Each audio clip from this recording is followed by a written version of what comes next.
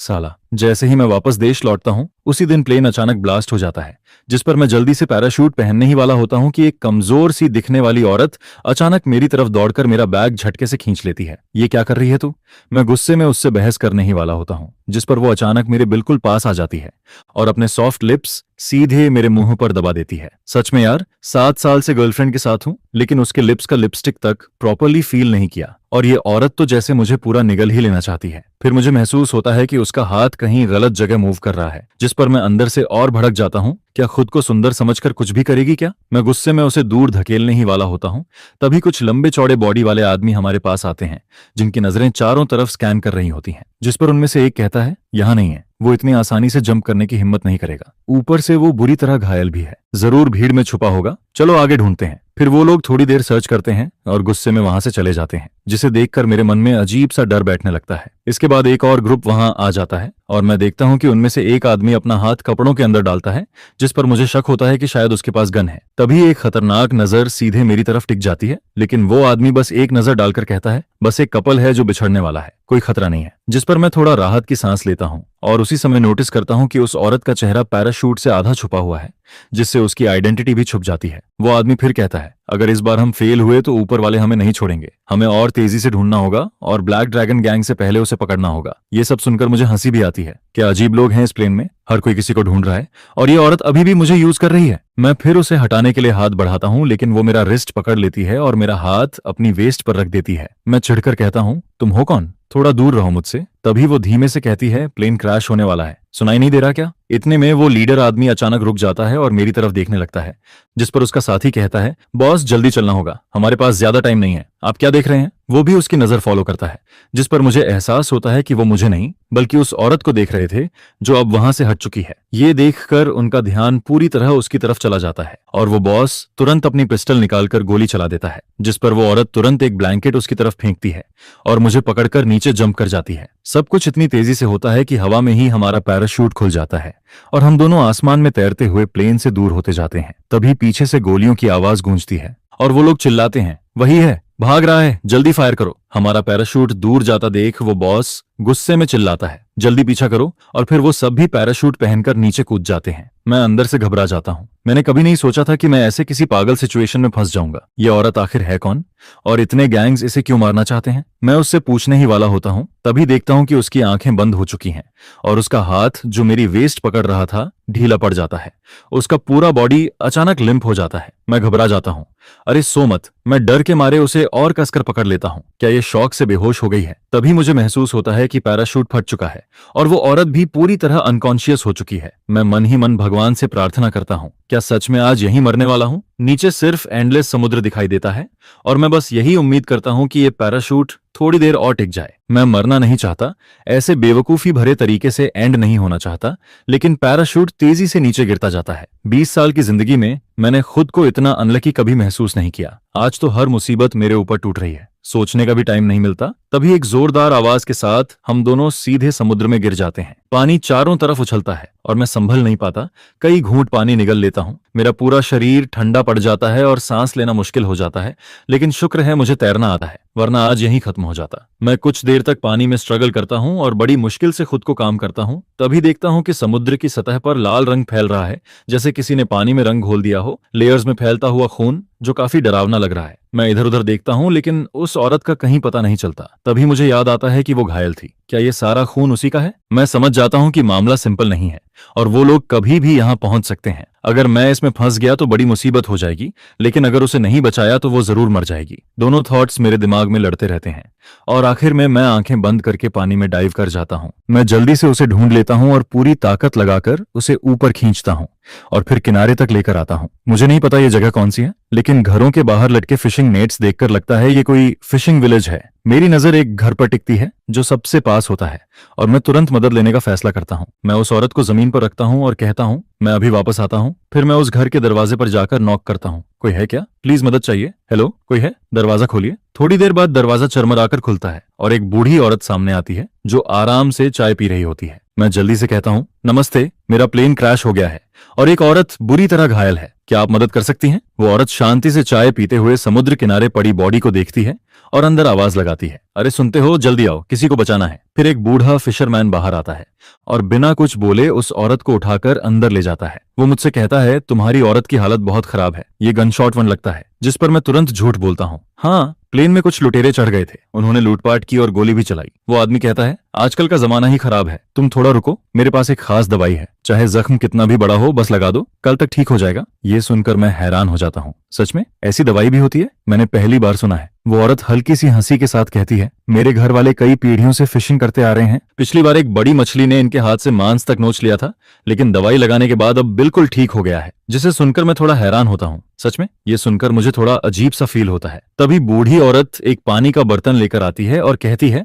पहले तुम इसके घाव साफ कर लो, फिर बाद में दवाई लगानी है। जिस पर मैं नीचे उस औरत की तरफ देखता हूँ और वो दोनों हाथों से मेरी वेस्ट पकड़कर मेरे सीने पर सिर रखकर ऐसे रगड़ रही होती है जैसे कोई स्ट्रांग सहारा पकड़कर चैन से सो रही हो। ये क्या चल रहा है? अभी भी मौका देखकर मुझे यूज कर रही है, ये तो बेहोश थी ना, फिर भी ऐसे हरकत कर रही है। जिस पर मेरे मन में उसके लिए और भी बुरा इंप्रेशन बनता जाता है। तभी बूढ़ी औरत मुस्कुराते हुए कहती है, लगता है ये लड़की तुम्हें बहुत पसंद करती है, घायल होने के बाद भी तुम्हें छोड़ नहीं रही। आजकल के यंगस्टर्स भी ना, हमारे टाइम में तो हाथ पकड़ने में भी शर्माती थी। जिस पर मैं बस एक पॉलिश स्माइल देता हूँ, लेकिन अंदर से इस बेशर्म औरत के लिए इरिटेशन से भर चुका होता हूँ। इतनी चोट लगी है फिर भी सीधा लेट नहीं सकती। इसके बाद बूढ़ी औरत जाने लगती है। तभी मैं उस औरत का चेहरा ध्यान से देखता हूँ और अचानक थोड़ा रुक जाता हूँ, जिसे देखकर बूढ़ी औरत पूछती है, क्या हुआ? मैं मन में सोचता हूँ, ये औरत कहीं कोई बड़ी आइडेंटिटी तो नहीं? क्या इस छोटे से गांव में भी कोई इसे पहचान सकता है? फिर मैं पूछता हूँ, दादी क्या आप इसे जानती हैं? जिस पर वो थोड़ी देर सोचती है और बुदबुदाती है, थोड़ी जानी पहचानी लगती है, कहीं देखा है शायद। क्या ये कोई वांटेड क्रिमिनल तो नहीं जो टीवी पर आता रहता है, या कोई भागा हुआ कैदी? ये सुनकर मैं भी सोच में पड़ जाता हूँ। सच में इसके पीछे लोग पड़े थे, शायद ये कम से कम 2 गैंग से दुश्मनी रखती है। मैं तुरंत कहता हूँ, दादी ध्यान से याद कीजिए, ये मेरी जान का सवाल है, अगर ये डेंजरस हुई तो मैं तुरंत पुलिस को इन्फॉर्म कर दूंगा। जिस पर वो सिर हिलाती है, मुझे याद नहीं आ रहा, लेकिन तुम दोनों शहर के लगते हो, इतने अच्छे दिखते हो, जैसे कोई सेलिब्रिटी कपल हो। मैं हल्की हंसी के साथ कहता हूँ, ऐसा कुछ नहीं है, कौन सा सेलिब्रिटी हमारी हालत में होता है। फिर वो मुझे दवाई देकर कहती है, इसे इसके घाव पर लगा देना और खाना खाने के बाद मैं तुम्हें बुलवा लूंगी। मैं उन्हें थैंक्स बोलता हूँ और वो दोनों बाहर चले जाते हैं। जिसके बाद मैं उस औरत की तरफ देखता हूँ और हल्के से उसके माथे पर उंगली मारता हूँ। वो धीरे से कराहती है, जैसे दर्द वाली जगह छू गई हो। उसकी भौहें सिकुड़ जाती हैं और उसके शरीर से काला खून रिसने लगता है, जो उसके सीने से लगातार बह रहा होता है। हालांकि मैं ज्यादा विलिंग नहीं होता, फिर भी मैं उसका कपड़ा हटाकर घाव साफ करने लगता हूँ, सिर्फ इसलिए क्योंकि मैं नहीं चाहता कि वो यहाँ मर जाए और बात बड़ी बन जाए। उसका अपर बॉडी साफ करते करते पानी पूरा गंदा हो जाता है, जिस पर मैं बाहर जाकर नया गर्म पानी लेकर आता हूँ। अब मैं नीचे साफ करने ही वाला होता हूँ, लेकिन जैसे ही हाथ उसके कपड़ों तक पहुंचता है मैं हेजिटेट करता हूँ। बस हल्का सा साफ करना है, इसमें डरने वाली क्या बात है, लेकिन ये कपड़े इतने टाइट हैं, उतारूं कैसे? मैं काफी देर तक स्ट्रगल करता हूँ। तभी अचानक एक ठंडी आवाज आती है, क्या कर रहे हो तुम? मैं चौंक जाता हूँ और वो मेरा कॉलर पकड़कर मुझे अपनी तरफ खींच लेती है, जिस पर मैं उसके घाव पर दब जाता हूँ। मैं तुरंत कहता हूँ, सॉरी, मैंने जानबूझकर नहीं किया, और जल्दी से खड़ा हो जाता हूँ। गलत मत समझो, मैं बस तुम्हारी मदद कर रहा था। उसकी नजरें देखकर लगता है वो कुछ और ही सोच रही है, जिस पर मैं जल्दी से एक्सप्लेन करता हूँ, तुम्हारे कपड़े खुल नहीं रहे थे? उसकी आंखों में एक अजीब सी स्माइल आती है और वो कहती है, क्या देखना चाहते थे? उसकी ये बात सुनकर मेरे रोंगटे खड़े हो जाते हैं और मैं तुरंत कहता हूँ, ऐसा कुछ नहीं है, मेरी गर्लफ्रेंड है, मैं कोई गलत इरादा नहीं रखता। जिस पर वो हंसते हुए कहती है, कपड़े खोलना भी नहीं आता, फिर भी गर्लफ्रेंड है? मैं शर्म और गुस्से में कहता हूँ, हर रिलेशनशिप में ये सब जरूरी नहीं होता, हम दोनों काफी प्योर हैं। वो हल्का सा मुस्कुराती है और कहती है, तभी तो प्लेन में तुम्हारा किस इतना बेकार था, साफ दिख रहा था कि तुम्हारा फर्स्ट किस है। ये सुनते ही मैं और चिढ़ जाता हूँ। इतने सालों से मैं अपना पहला किस अपनी गर्लफ्रेंड के लिए बचाकर रखता हूँ और इस औरत ने उसे ऐसे ही छीन लिया। मैं गुस्से में कहता हूँ, मुझे तुम्हारी ओपिनियन नहीं चाहिए। वो हल्के से मुस्कुराती है और कहती है, मदद नहीं करोगे? अभी तो देखना चाहते थे, अब मुंह क्यों फेर लिया? फिर वो खुद को बहुत खास बताने लगती है, लेकिन मैं कहता हूँ, मेरी गर्लफ्रेंड तुमसे बेहतर है। ये सुनकर वो थोड़ी सरप्राइज्ड होती है, फिर हल्का सा मुस्कुराती है और धीरे धीरे मेरे करीब आती है, मेरे स्लीव को पकड़ती है जैसे कुछ बोलने वाली हो, लेकिन अचानक उसका बैलेंस बिगड़ जाता है। मैं तुरंत उसे पकड़ने के लिए आगे बढ़ता हूँ, लेकिन उसी पल उसके होंठ फिर से मेरे होंठों से टकरा जाते हैं और मैं कुछ सेकंड्स के लिए पूरी तरह फ्रीज हो जाता हूँ। फिर मैं गुस्से में उसे दूर करता हूँ, तुम्हें क्या प्रॉब्लम है? ऐसे बिहेव क्यों कर रही हो? वो एक शरारती बिल्ली की तरह मुस्कुराती है और कहती है, तुम खुद पास आए थे। मैं और भड़क जाता हूँ, अगर तुम गिरती नहीं तो मैं आता ही क्यों? मैं सोचता हूँ, मैंने आज तक इतनी बोल्ड औरत नहीं देखी और उसकी आंखों में मजाक साफ दिख रहा होता है, जैसे वो मेरी इरिटेशन एंजॉय कर रही हो। वो फिर कहती है, अगर इतना ही बुरा लगा तो तुम भी किस कर सकते हो। मैं कुछ बोल पाता उससे पहले वो फोन मांगती है। फोन दो, मुझे देखना है। मैं अंदर ही अंदर सोचता हूँ, ये औरत आखिर है कौन। जितना देखता हूँ उतना ही लगता है ये कोई क्रिमिनल है। तभी दरवाजे पर नॉक होता है। अरे नौजवान, खाना तैयार है। और तुम्हारी औरत भी जाग गई क्या? ये सुनकर मैं अंदर ही अंदर चिल्लाता हूँ, ये मेरी औरत नहीं है। लेकिन बाहर से कहता हूँ, हम अभी आते हैं, धन्यवाद। तभी वो औरत जानबूझकर कहती है, तुमने अभी तक मुझे दवाई नहीं लगाई, जैसे किसी तीसरे को सुनाना चाहती हो। जिस पर मैं उसे घूर कर देखता हूँ, जैसे कहना चाहता हूँ, खुद भी तो लगा सकती हो। अरे नौजवान, इतना टाइम हो गया फिर भी तुमने अपनी लड़की को दवाई नहीं लगाई क्या? जल्दी करो वरना घाव और खराब हो जाएगा। पहले एंटीसेप्टिक से घाव साफ करना, फिर उसके बाद पाउडर डालना। मैं तुम दोनों को डिस्टर्ब नहीं करती, दवाई लगाकर बाहर खाना खाने आ जाना। ये कहकर वो दरवाजा बंद कर देती है। जिस पर मैं उस औरत को घूर कर देखता हूँ और वो हल्का सा मुस्कुराकर सिर हिला देती है, जैसे इस रिजल्ट से काफी सेटिस्फाइड हो। मैं अंदर ही अंदर दांत पीसता रहता हूँ। इसके बाद मैं आधी बोतल एंटीसेप्टिक उसके घाव पर डाल देता हूँ, जिससे हल्की जलन होती है, लेकिन वो बस हल्की सी कराहती है। सच में ये औरत काफी स्ट्रांग है। फिर मैं उसके घाव साफ करता हूँ, पाउडर डालता हूँ और धीरे धीरे बैंडेज बांध देता हूँ। ये सब खत्म होने के बाद हम दोनों कमरे से बाहर निकलते हैं। डाइनिंग एरिया में बूढ़ा कपल पहले से ही बैठा होता है, भूख से इंतजार करते हुए।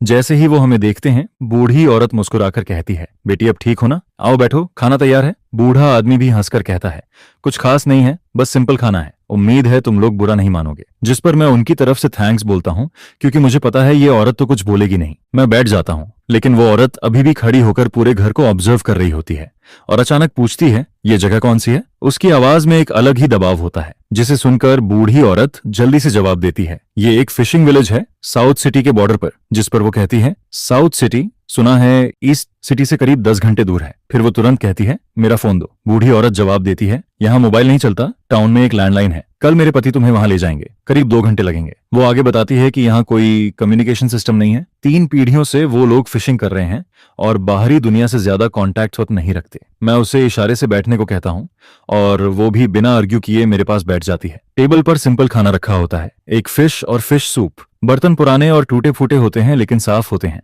लगता है सालों से यूज हो रहे हैं। जिस पर वो औरत खाना देखकर एपेटाइट खो देती है। बूढ़ी औरत कहती है, बेटी खाओ ना, गर्म है। और उसके लिए फिश निकालने लगती है, लेकिन वो अचानक मना कर देती है, जिससे बूढ़ी औरत ऑकवर्ड हो जाती है। तो मैं तुरंत बात संभालता हूँ, वो खुद ले लेगी, आप खाइए। और मैं फिश उठाकर बूढ़ी औरत के बाउल में डाल देता हूँ। फिर मैं एक और पीस उठाकर उस औरत को देता हूँ जिसमें काफी बोन्स होती हैं, और कहता हूँ, आराम से खाना, इसमें बोन्स ज्यादा है, सीवंस ज्यादा हैं। मैं अंदर ही अंदर खुश होता हूँ, जैसे थोड़ा रिवेंज ले लिया हो। लेकिन वो औरत सब समझ जाती है, फिर भी गुस्सा नहीं होती, बल्कि हल्का सा मुस्कुराती है। वो कहती है, घर पर तो तुम मेरे लिए बोन्स निकालते हो, मैं सिर्फ वही खाती हूँ। जिस पर मैं दांत भींचता हूँ, लेकिन बुजुर्गों के सामने चुप रहता हूँ। ड्रामा मत करो, खुद खाओ। वो और भी टीजिंग टोन में कहती है, तुम मुझे खिलाओगे नहीं? ये सुनकर दोनों बुजुर्ग थोड़ा ऑकवर्ड हो जाते हैं और मैं अंदर ही अंदर शर्म और गुस्से में जल रहा होता हूँ। मैं सोचता हूँ, ये क्या बोल रही है? ये लोग हमें कपल समझ रहे हैं और ये औरत तो हद कर रही है। तभी बूढ़ा आदमी कहता है, तुम लोग जैसे नॉर्मली खाते हो वैसे ही खाओ, हमें इग्नोर करो। मैं कुछ एक्सप्लेन करने ही वाला होता हूँ, लेकिन वो जल्दी से बोल देती है,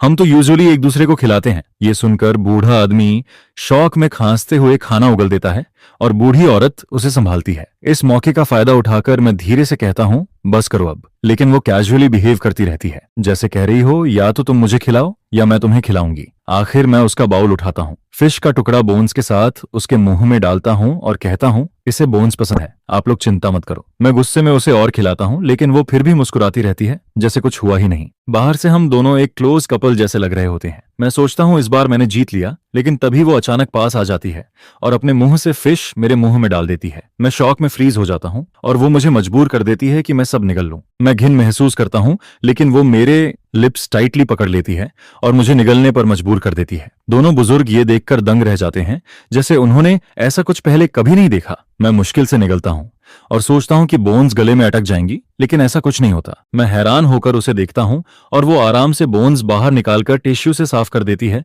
उसके एक्शंस काफी स्मूथ होते हैं। फिर वो कैजुअली पूछती है, खुद खाओगे या मैं खिलाऊं? मैं तुरंत बॉल पकड़ लेता हूँ, मैं खुद खाऊंगा और उसकी तरफ देखना भी अवॉइड करता हूँ। इसके बाद मैं जल्दी जल्दी खाना खाने लगता हूँ और वो मुझे और परेशान नहीं करती। वो आराम से मुझे एक बड़ा सा मछली का टुकड़ा उठाकर देता है, जैसे आसपास कोई है ही नहीं, जिस पर वो बड़े आराम से उसके सारे कांटे भी निकाल देता है। धीरे खाओ। वो बिल्कुल एक स्ट्रिक्ट पेरेंट जैसा बिहेव करता है, जिसे देखकर मैं बस यही सोचती हूँ कि काश मैं जल्दी जल्दी खा पाती, जितना जल्दी हो सके उतना खा लूं, ताकि इस छोटी सी डेविल से दूर रह सकूं। और फिर ये खाना एक अजीब सी ऑकवर्ड फीलिंग के साथ खत्म होता है। इसके बाद बूढ़ा आदमी एक पुराना बॉक्स खोलता है और उसमें से कुछ पुराने रफ कपड़े निकालता है जो कई सालों से संभाल कर रखे गए थे। लड़के, तुम लोगों ने अभी तक नहाया नहीं है ना? ये कपड़े मैंने और मेरे हस्बैंड ने शादी के वक्त पहने थे, पहले इस्तेमाल हो चुके हैं। अगर तुम्हें बुरा न लगे तो तुम दोनों पहन सकते हो। नहाने का पानी मैंने पहले से तैयार रखा है, बस उस कमरे में है। जिस पर मैं थोड़ा हेजिटेट करती हूँ और मना करने लगती हूँ। ऐसे कैसे ले सकते हैं? ये तो आपकी वेडिंग ड्रेस है, अब मैं इन्हें पहन भी नहीं सकती, बस याद के तौर पर रखे हैं। यहाँ इससे अच्छे कपड़े भी नहीं हैं। उम्मीद है तुम लोग मना नहीं करोगे। जिस पर वो औरत जबरदस्ती कपड़े मेरे हाथ में थमा देती है। मैं चाहकर भी मना नहीं कर पाती और आखिरकार ले लेती हूँ। फिर अचानक वो दूसरी औरत ठंडी आवाज में बोलती है, ये कपड़े तुम्हारे लिए सूट नहीं करते। जिसे सुनकर मैं खुद को रोक नहीं पाती और पलटकर जवाब देती हूँ, तुमसे क्या मतलब? अगर इतना ही है तो कोई बेहतर कपड़ा निकाल कर दे दो। जिस पर वो बिना झिझक तुरंत मान जाती है, जिसे देखकर मैं और आगे बढ़कर बोल देती हूँ, आज रात का खाना, दवाई और बाकी खर्चा सब तुम्हें 10 गुना वापस देना होगा, 10 गुना। जिस पर वो औरत बस शांति से जवाब देती है, ठीक है। ये सुनकर मैं अंदर से चौंक जाती हूँ, क्योंकि कोई भी नॉर्मल इंसान इतनी सी चीज के लिए 10 गुना पैसे नहीं देता। ये उतना वर्थ भी नहीं है। लेकिन ये औरत बिना सोचे मान जाती है, जिससे मुझे लगता है कहीं ये सच में पागल तो नहीं है। इसके बाद वो मेरी आंखों में सीधे देखती है और कहती है, अब मुझे फोन दे सकती हो ना, जैसे उसे सब कुछ पता हो। मैं तुरंत अपना बैग पकड़ लेती हूँ और शक भरी नजर से उसे देखती हूँ। तुम्हें कैसे पता कि मेरे पास फोन है? जिस पर वो आराम से बोलती है, प्लेन से कूदने से पहले तुमने उसे गिरने से बचाने के लिए बैग में डाला था और जिप भी बंद की थी। मुझसे कुछ छुप नहीं सकता। ये सुनकर मैं मजबूरी में फोन निकालकर उसे दे देती हूँ। वो तुरंत एक नंबर डायल करती है और कहती है, इस कॉल की एग्जैक्ट लोकेशन ट्रैक करो और कल मुझे लेने आना। उस वक्त उसके अंदर एक लीडर वाली वाइब साफ महसूस होती है, जिसे देखकर मेरी क्यूरियोसिटी और बढ़ जाती है। फिर वो जल्दी से कॉल खत्म करती है और मेरे फोन में अपना कॉन्टैक्ट सेव कर देती है। ये मेरा कॉन्टैक्ट है, तुमने मेरी जान बचाई है। जब भी तुम्हें मेरी जरूरत हो मुझसे कॉन्टैक्ट करना। जिस पर मैं तुरंत फोन वापस खींच लेती हूँ और मन में सोचती हूँ, ये खुद ही अटैक हो रही है। इसके पास जाने से कहीं मैं और मुसीबत में ना पड़ जाऊं। मैं साफ कह देती हूँ, चिंता मत करो, मैं तुम्हें ढूंढने नहीं आऊंगी। इसके बाद मैं उससे बात बढ़ाना नहीं चाहती और नहाने जाने लगती हूँ। तभी वो लड़का बोलता है, इस फेवर के बदले तुम मुझसे कुछ भी मांग सकती हो, कुछ भी, मैं सब मानूंगा। जिस पर मैं रुकती हूँ और पीछे मुड़कर पूछती हूँ, पक्का? वो कॉन्फिडेंटली बोलता है, हाँ। जिस पर मैं थोड़ा सार्कास्टिक होकर बोलती हूँ, अगर मैं एक लग्जरी कार और विला मांगूं तो? वो तुरंत मुस्कुराकर कहता है, कार और विला तो दे ही दूंगा, साथ में खुद को भी बोनस में दे दूं तो? ये सुनकर मैं इरिटेट हो जाती हूँ और उससे बहस करना टाइम वेस्ट लगता है। मैं सीधे कहती हूँ, हटो, मुझे नहाने जाना है। उसी दौरान बाहर बूढ़ा आदमी अचानक कुछ याद करता है और कहता है, वो लड़की, क्या वो टीवी में आने वाली वही नहीं है? वो बिलियनर कंपनी की चेयरमैन फू चिंगहुआन? जिस पर बूढ़ी औरत बोलती है, तुम ज्यादा टीवी देखते हो, कोई चेयरमैन यहाँ क्यों आएगा? लेकिन बूढ़ा आदमी जवाब देता है, वो प्लेन से आई है, जरूर कोई खास होगी, टीवी में भी तो चेयरमैन लोग प्लेन से घूमते हैं। फिर वो हंसने लगता है और कहता है, आजकल प्लेन में बहुत लोग ट्रैवल करते हैं, हम ही हैं जो बाहर नहीं निकले इतने सालों से। उनकी बातें खिड़की के बाहर तक सुनाई देती हैं। उधर नहाते वक्त मैं उस नाम को याद करती हूँ, फू चिंगहुआ। ये नाम कहीं सुना हुआ लगता है। मैं शैम्पू लेने के लिए हाथ बढ़ाती हूँ, तभी मेरी उंगलियां किसी हिलती हुई चीज को छूती हैं, जिस पर मेरा दिल जोर से धड़कने लगता है और मैं ऊपर देखती हूँ। अचानक मैं जोर से चीख पड़ती हूँ, जिसे सुनकर फू चिंगहुआन तुरंत अंदर आता है और बिना रुके बाथरूम का दरवाजा खोलकर अंदर घुस जाता है। मैं कोने में खड़ी हूँ, कपड़े अस्त व्यस्त हैं और हालत काफी खराब लग रही है। वो तुरंत आगे बढ़कर मेरे कंधे पर कपड़ा डालता है और काम आवाज में पूछता है, क्या हुआ? उसकी आंखें बिल्कुल स्टेडी हैं, जैसे कुछ हुआ ही ना हो, लेकिन मेरा शरीर पूरी तरह टेंस हो जाता है। मैं उसके कंधे को कसकर पकड़ लेती हूँ, नसें उभर आती हैं और डर से कांपती आवाज में बोलती हूँ, सांप। वो थोड़ा रुकता है, फिर हल्का सा मुस्कुराता है, तुम सांप से डरती हो? जल्दी यहाँ से निकलो। मैं ऑलमोस्ट आदेश देने वाले टोन में बोलती हूँ, इसे हटाओ, क्योंकि अभी अभी मैंने उसे छुआ था, जिससे मेरा पूरा शरीर सुन्न पड़ जाता है। बचपन से सांप मेरा सबसे बड़ा डर रहा है। तभी अचानक वो सांप दीवार से उड़कर खिड़की पर जा बैठता है, जिस पर मैं और डर जाती हूँ। चेहरा पूरी तरह सफेद पड़ जाता है और इंस्टिंक्टिवली पीछे हटने लगती हूँ। घबराहट में मैं उसका कंधा और जोर से पकड़ लेती हूँ, जिस पर वो हल्की सी दर्द भरी आवाज निकालता है। उसकी चेस्ट का घाव फिर से दब जाता है। वो धीरे से कहता है, हिलो मत, जितना डरोगी ये उतना पास आएगा। ये सुनकर मैं फ्रीज हो जाती हूँ, माथे पर पसीना आ जाता है और नर्वस होकर पूछती हूँ, ये जाएगा ना? वो कमरे को देखता है, थोड़ा परेशान होता है। तभी बाहर से बूढ़ा आदमी पूछता है, सब ठीक है ना? जिस पर वो दरवाजे के सामने खड़ा होकर कहता है, सब ठीक है, बस थोड़ा डर गई है। फिर वो मेरा हाथ पकड़कर मुझे बाहर ले आता है। हम वापस कमरे में आते हैं और वो मुझे बेड के पास बैठा देता है। वो हल्के से मुस्कुराकर कहता है, इतना डर लगता है क्या? लेकिन मैं ना खड़ी हो पा रही हूँ ना ठीक से बैठ पा रही हूँ। शरीर अभी भी कांप रहा है, दिमाग में बस वही सांप घूम रहा है। मेरे दोनों हाथ साइड में टिके हुए हैं, पीठ पूरी तरह स्टिफ है और मैं खुद को जबरदस्ती काम करने की कोशिश करती हूँ। मेरी इस तरह की टेंस हालत देखकर उसकी आंखें हल्का सा हिलती हैं, जिस पर वो अचानक फील करता है कि एक आदमी जो साफ साफ डर रहा है फिर भी खुद को संभाल रहा है और वीक नहीं दिखना चाहता, वो उसे अजीब तरह से अट्रैक्ट करने लगता है। वो कहता है, आज रात तुम बेड पर सो जाओ। जिस पर मैं सोचती हूँ कि अगर मैं अभी यहां से नहीं गई तो पता नहीं क्या कर बैठूंगी। मैं जाने लगती हूँ, तभी वो मुझे रोक कर कहता है, रुको। मैं डर के मारे दीवार पर रेंग रहे उस कीड़े को घूरती रहती हूँ, जिसकी स्लो मूवमेंट देखकर भी मेरी नजर हटती ही नहीं है। ये घर सच में अजीब है, हर जगह कुछ ना कुछ रेंगता रहता है, कहीं इंसेक्ट तो कहीं उड़ने वाले छोटे छोटे बग्स। जिस पर वो हंसकर कहता है, क्या तुम इंसेक्ट से भी डरती हो? तुम सच में आदमी हो भी या नहीं? मैं सिर हिलाकर कहती हूँ, बचपन में मुझे किसी चीज से डर नहीं लगता था, लेकिन एक बार फ्लाइंग कॉकरोचेस ने मुझ पर अटैक किया था, उसके बाद से मैं हर तरह के इंसेक्ट से डरने लग गई हूँ। फिर वो कहता है, पहले कपड़े पहन लो। जिस पर मैं नीचे देखती हूँ और रियलाइज करती हूँ कि मेरे शरीर पर सिर्फ एक टॉवेल है। ये देखकर मैं और ऑकवर्ड फील करती हूँ और जल्दी जल्दी कपड़े पहन लेती हूँ। फिर वो कैजुअली बोलता है, अब तो तुम्हारा जी करता होगा कि खुद को खत्म कर लो, है ना? लेकिन वो मुझे मजाक नहीं उड़ा रहा होता और फिर आराम से आकर मेरे पास लेट जाता है। जिस पर मैं हैरान होकर पूछती हूँ, क्या तुम आज रात यहीं सोने वाले हो? वो सीधा जवाब देता है, और क्या? मैं हेजिटेंट होकर कहती हूँ, हम दोनों स्ट्रेंजर्स हैं, एक कमरे में साथ सोना, अगर किसी को पता चला तो तुम्हारी रेपुटेशन। जिस पर वो बीच में ही रोक देता है, टेंशन मत लो, मुझे तुम्हें कोई इंटरेस्ट नहीं है और वैसे भी मैं इंजर्ड हूँ, कुछ कर भी नहीं सकता। मैं सोच में पड़ जाती हूँ, बात तो सही है, लेकिन फिर भी मेरा गार्ड पूरी तरह डाउन नहीं होता। मेरे डाउटफुल एक्सप्रेशन को देखकर वो कहता है, अगर कॉकरोच आया तो मैं हेल्प कर दूंगा, मैं तुम्हारी तरह डरपोक नहीं हूँ। ये सुनकर मैं थोड़ा शांत होती हूँ, पूरा दिन थकी हुई भी हूँ। जिस पर धीरे धीरे मेरी सावधानी कम होती है और मैं लेट जाती हूँ। अगली सुबह तेज हवा खिड़की से टकराती है, टेप लगी खिड़की जोर जोर से हिलती है। या तो हवा बहुत तेज है या ये पुराना घर बहुत कमजोर हो चुका है। तभी छत की टाइल्स उड़कर नीचे गिरने लगती हैं, जिस पर जैसे जैसे एक लग्जरी प्लेन पास आता है, टाइल्स और तेजी से गिरने लगती हैं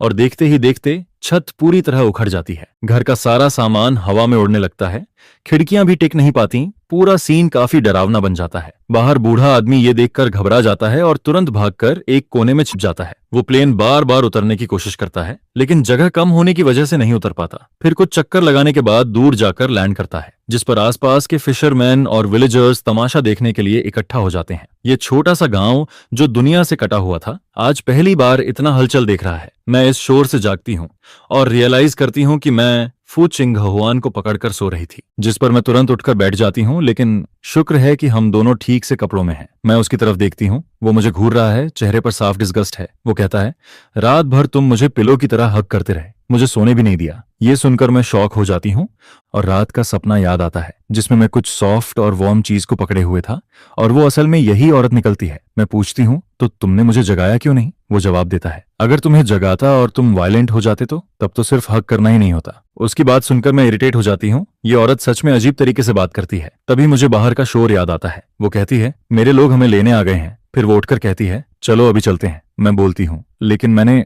अभी तक ब्रश भी नहीं किया। जिस पर वो मना कर देती है और कहती है, मैं तुम्हें कहीं और ले जाऊंगी या तुम उस कॉकरोच वाले कमरे में जाना चाहते हो? कॉकरोच का नाम सुनते ही मैं तुरंत मना कर देता हूँ। मेरे पास कोई और ऑप्शन नहीं होता, इसलिए मैं उसके साथ बाहर निकलता हूँ। बाहर काफी लोग इकट्ठा हैं और थोड़ी दूरी पर एक प्राइवेट जेट खड़ा है जो बेहद लग्जूरियस दिख रहा है। उस पर एक स्पेशल लोगो बना है जो उसे और भी हाई क्लास बनाता है। मैं बचपन से लग्जरी में पला हूँ, हर तरह के प्लेन में बैठ चुका हूँ, लेकिन ये प्लेन ये तो उन सबसे भी कई गुना ज्यादा एक्सपेंसिव है, जिसकी कीमत अरबों में है। कहा जाता है कि इसके अंदर living area, work space, entertainment zone, rest area, bedroom सब कुछ मौजूद है। तभी एक वुमन प्लेन से उतरती है।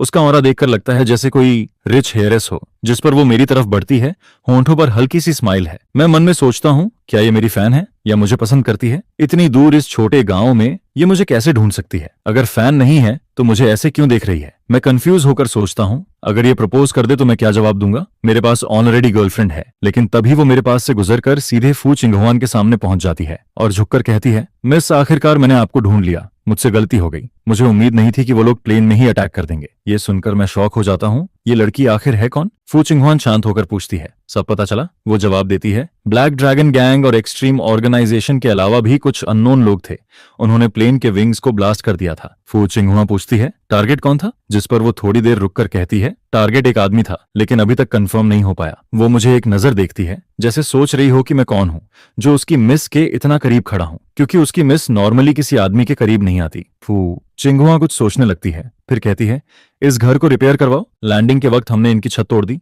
जिस पर वो वुमन सिर झुकाकर हाँ कर देती है। वो आदमी तुरंत बोलता है, सबो नर्डिनेट अपनी गलती मानता है। जिस पर चिंगुआन पास खड़ी औरत से पूछती है, क्या तुम अपने हस्बैंड को जानती हो? ये सुनकर वो औरत शॉक में पड़ जाती है। उसके मुंह से एक शब्द भी नहीं निकलता है। दोनों की बातों से साफ लग रहा होता है कि ये औरत बिल्कुल भी सिंपल नहीं है। जिस पर पास खड़ी दूसरी वुमन भौहें सिकोड़कर बोलती है, हमारी मिस आपसे बात कर रही हैं। तब वो जल्दी से संभलती है और कहती है कि वो उन्हें एक नया फिशिंग यार्ड देकर कंपेंसेट करेगी। फुथान हुआन सब इंस्ट्रक्शंस देने के बाद मेरी तरफ देखती है, जिसे देखकर मैं सोच में पड़ जाता हूँ। मुझे लगा था वो कल रात की बात को मजाक समझेगी, लेकिन वो तो उसे सीरियसली ले रही है और मुझे समझ नहीं आता कि क्या जवाब दूं। फिर वो कामली बोलती है, रहने के लिए मैं इन्हें एक नया घर दिलवा दूंगी, और जो मेडिकल एक्सपेंस तुमने कहा था। जिस पर टीटी तुरंत एक चेक निकालती है 1 मिलियन युआन का और देने के लिए तैयार होती है, लेकिन तभी उसे कुछ याद आता है। वो पूछती है, मिस यहाँ आसपास कोई बैंक है जहां ये चेक कैश हो सके? क्योंकि अगर ये कपल चेक ले भी लेते हैं तो इतने दूर इलाके में उसे कैश करना मुश्किल है, और अगर कैश हो भी जाए तो इतने पैसे लेकर जाना भी रिस्की है। जिस पर फोथान हुआन बिना सोचे कहती है, तो कैश दे दो। इसके बाद TUI OUTI प्लेन से एक सूटकेस भरकर कैश लाती है और उस औरत के सामने रखती है। ये हमारी मिस की तरफ से है, कृपया एक्सेप्ट करें। औरत कांपते हाथों से सूटकेस खोलती है। अंदर नीटली रखे हुए ढेर सारे युआन के बंडल्स देखकर उसकी आंखें फटी रह जाती हैं और अगले ही पल वो शॉक में बेहोश हो जाती है। जिस बूढ़ा आदमी घबराकर उसे पकड़ता है, खुद भी सूटकेस के अंदर झांकता है और लगभग बेहोश होने लगता है, क्योंकि इतने पैसे उसने जिंदगी में कभी नहीं देखे। फिर फोथान हुआन आगे बढ़ती है और कहती है, मेरे साथ चलो। मैं जल्दी से उसके पीछे पीछे प्लेन में चढ़ जाता हूँ। अंदर आते ही मैं देखता हूँ कि केबिन में 8 बड़े सोफा लगे हैं। हर तरफ एडवांस्ड ऑडियो सिस्टम है, जिससे साफ पता चलता है कि ये टॉप लेवल लग्जरी जेट है। फिर वो आदेश देती है, इसे नहाने के लिए ले जाओ, और खुद बेडरूम के अंदर वाले बाथरूम में चली जाती है। जिस पर TTAITAI मुझे दूसरे बड़े बाथरूम की तरफ इशारा करते हुए कहती है, सर इस तरफ आइए। मैं उसके पीछे पीछे चलता हूँ और मन में सोचता हूँ कि फोथान हुआन आखिर है कौन, लेकिन फिर खुद ही सोचता हूँ कि जानने की जरूरत भी नहीं है। प्लेन से उतरते ही हम अलग हो जाएंगे, शायद फिर कभी मिलना भी ना हो। वो मुझे सारी चीजें दिखाती है। यहाँ पर्सनल केयर आइटम्स हैं, यहाँ कपड़े हैं और बाथरूम अंदर है, सब कुछ रेडी है। मैं हैरानी से उन कपड़ों को देखता हूँ और पूछता हूँ,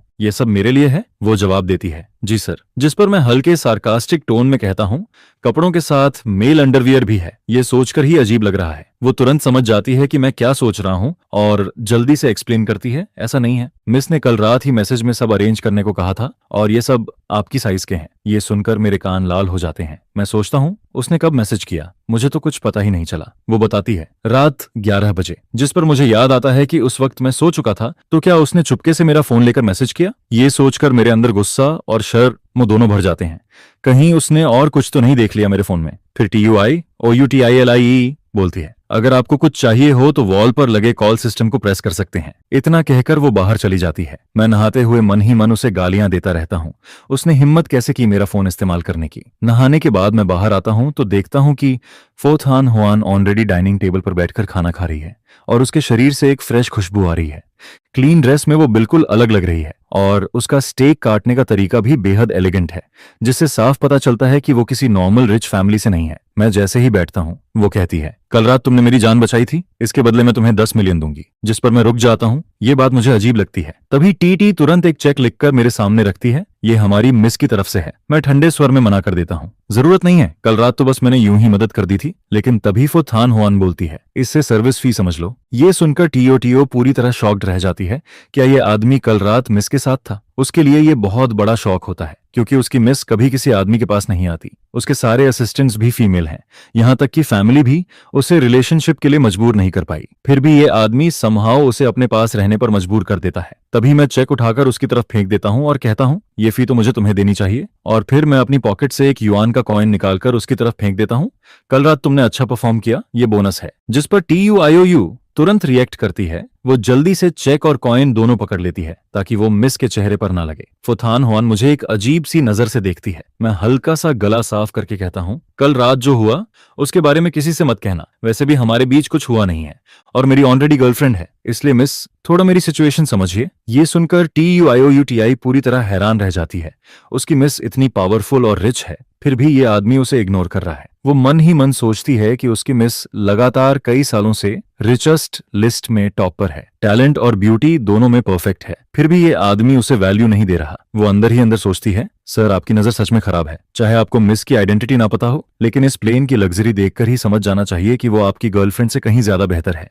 फिर भी आप उसे इंप्रेस करने के बजाय उसे इंसल्ट कर रहे हैं। फोथान हुआन की आवाज अचानक बदल जाती है, जिससे उसका मूड समझ पाना मुश्किल हो जाता है। लेकिन टीयू टीयू समझ जाती है कि उसकी मिस अब सीरियसली इंटरेस्टेड हो चुकी है, जिस पर वो मन ही मन सोचती है, अब ये सिचुएशन और भी इंटरेस्टिंग होने वाली है। लेकिन मिस, तुम भी टॉम से जेलस मत हो, जिस पर नॉर्मली तुम्हें जो भी चाहिए होता है वो तो हैंड टर्न करने जितना इजी मिल जाता है। फिर चाहे सामने वाले की गर्लफ्रेंड हो या फिर वो शादीशुदा ही क्यों ना हो, तुम फिर भी उसे छीन कर अपने पास ला सकती हो। यह सुनकर मैं ठंडी हंसी हंसता हूँ, जिस पर कहता हूँ, फोतीथुर, आप मुझे कुछ ज्यादा ही हाई समझ रही हैं। बस फर्क इतना है कि मैं आपकी तरह कैजुअल नहीं हूं। कैजुअल? यह सुनकर वो आदमी अपनी मिस को कैजुअल बोलता है क्या, जिस पर श्याओ श्याओ इतना गुस्सा होती है कि उसकी सांस तक अटकने लगती है।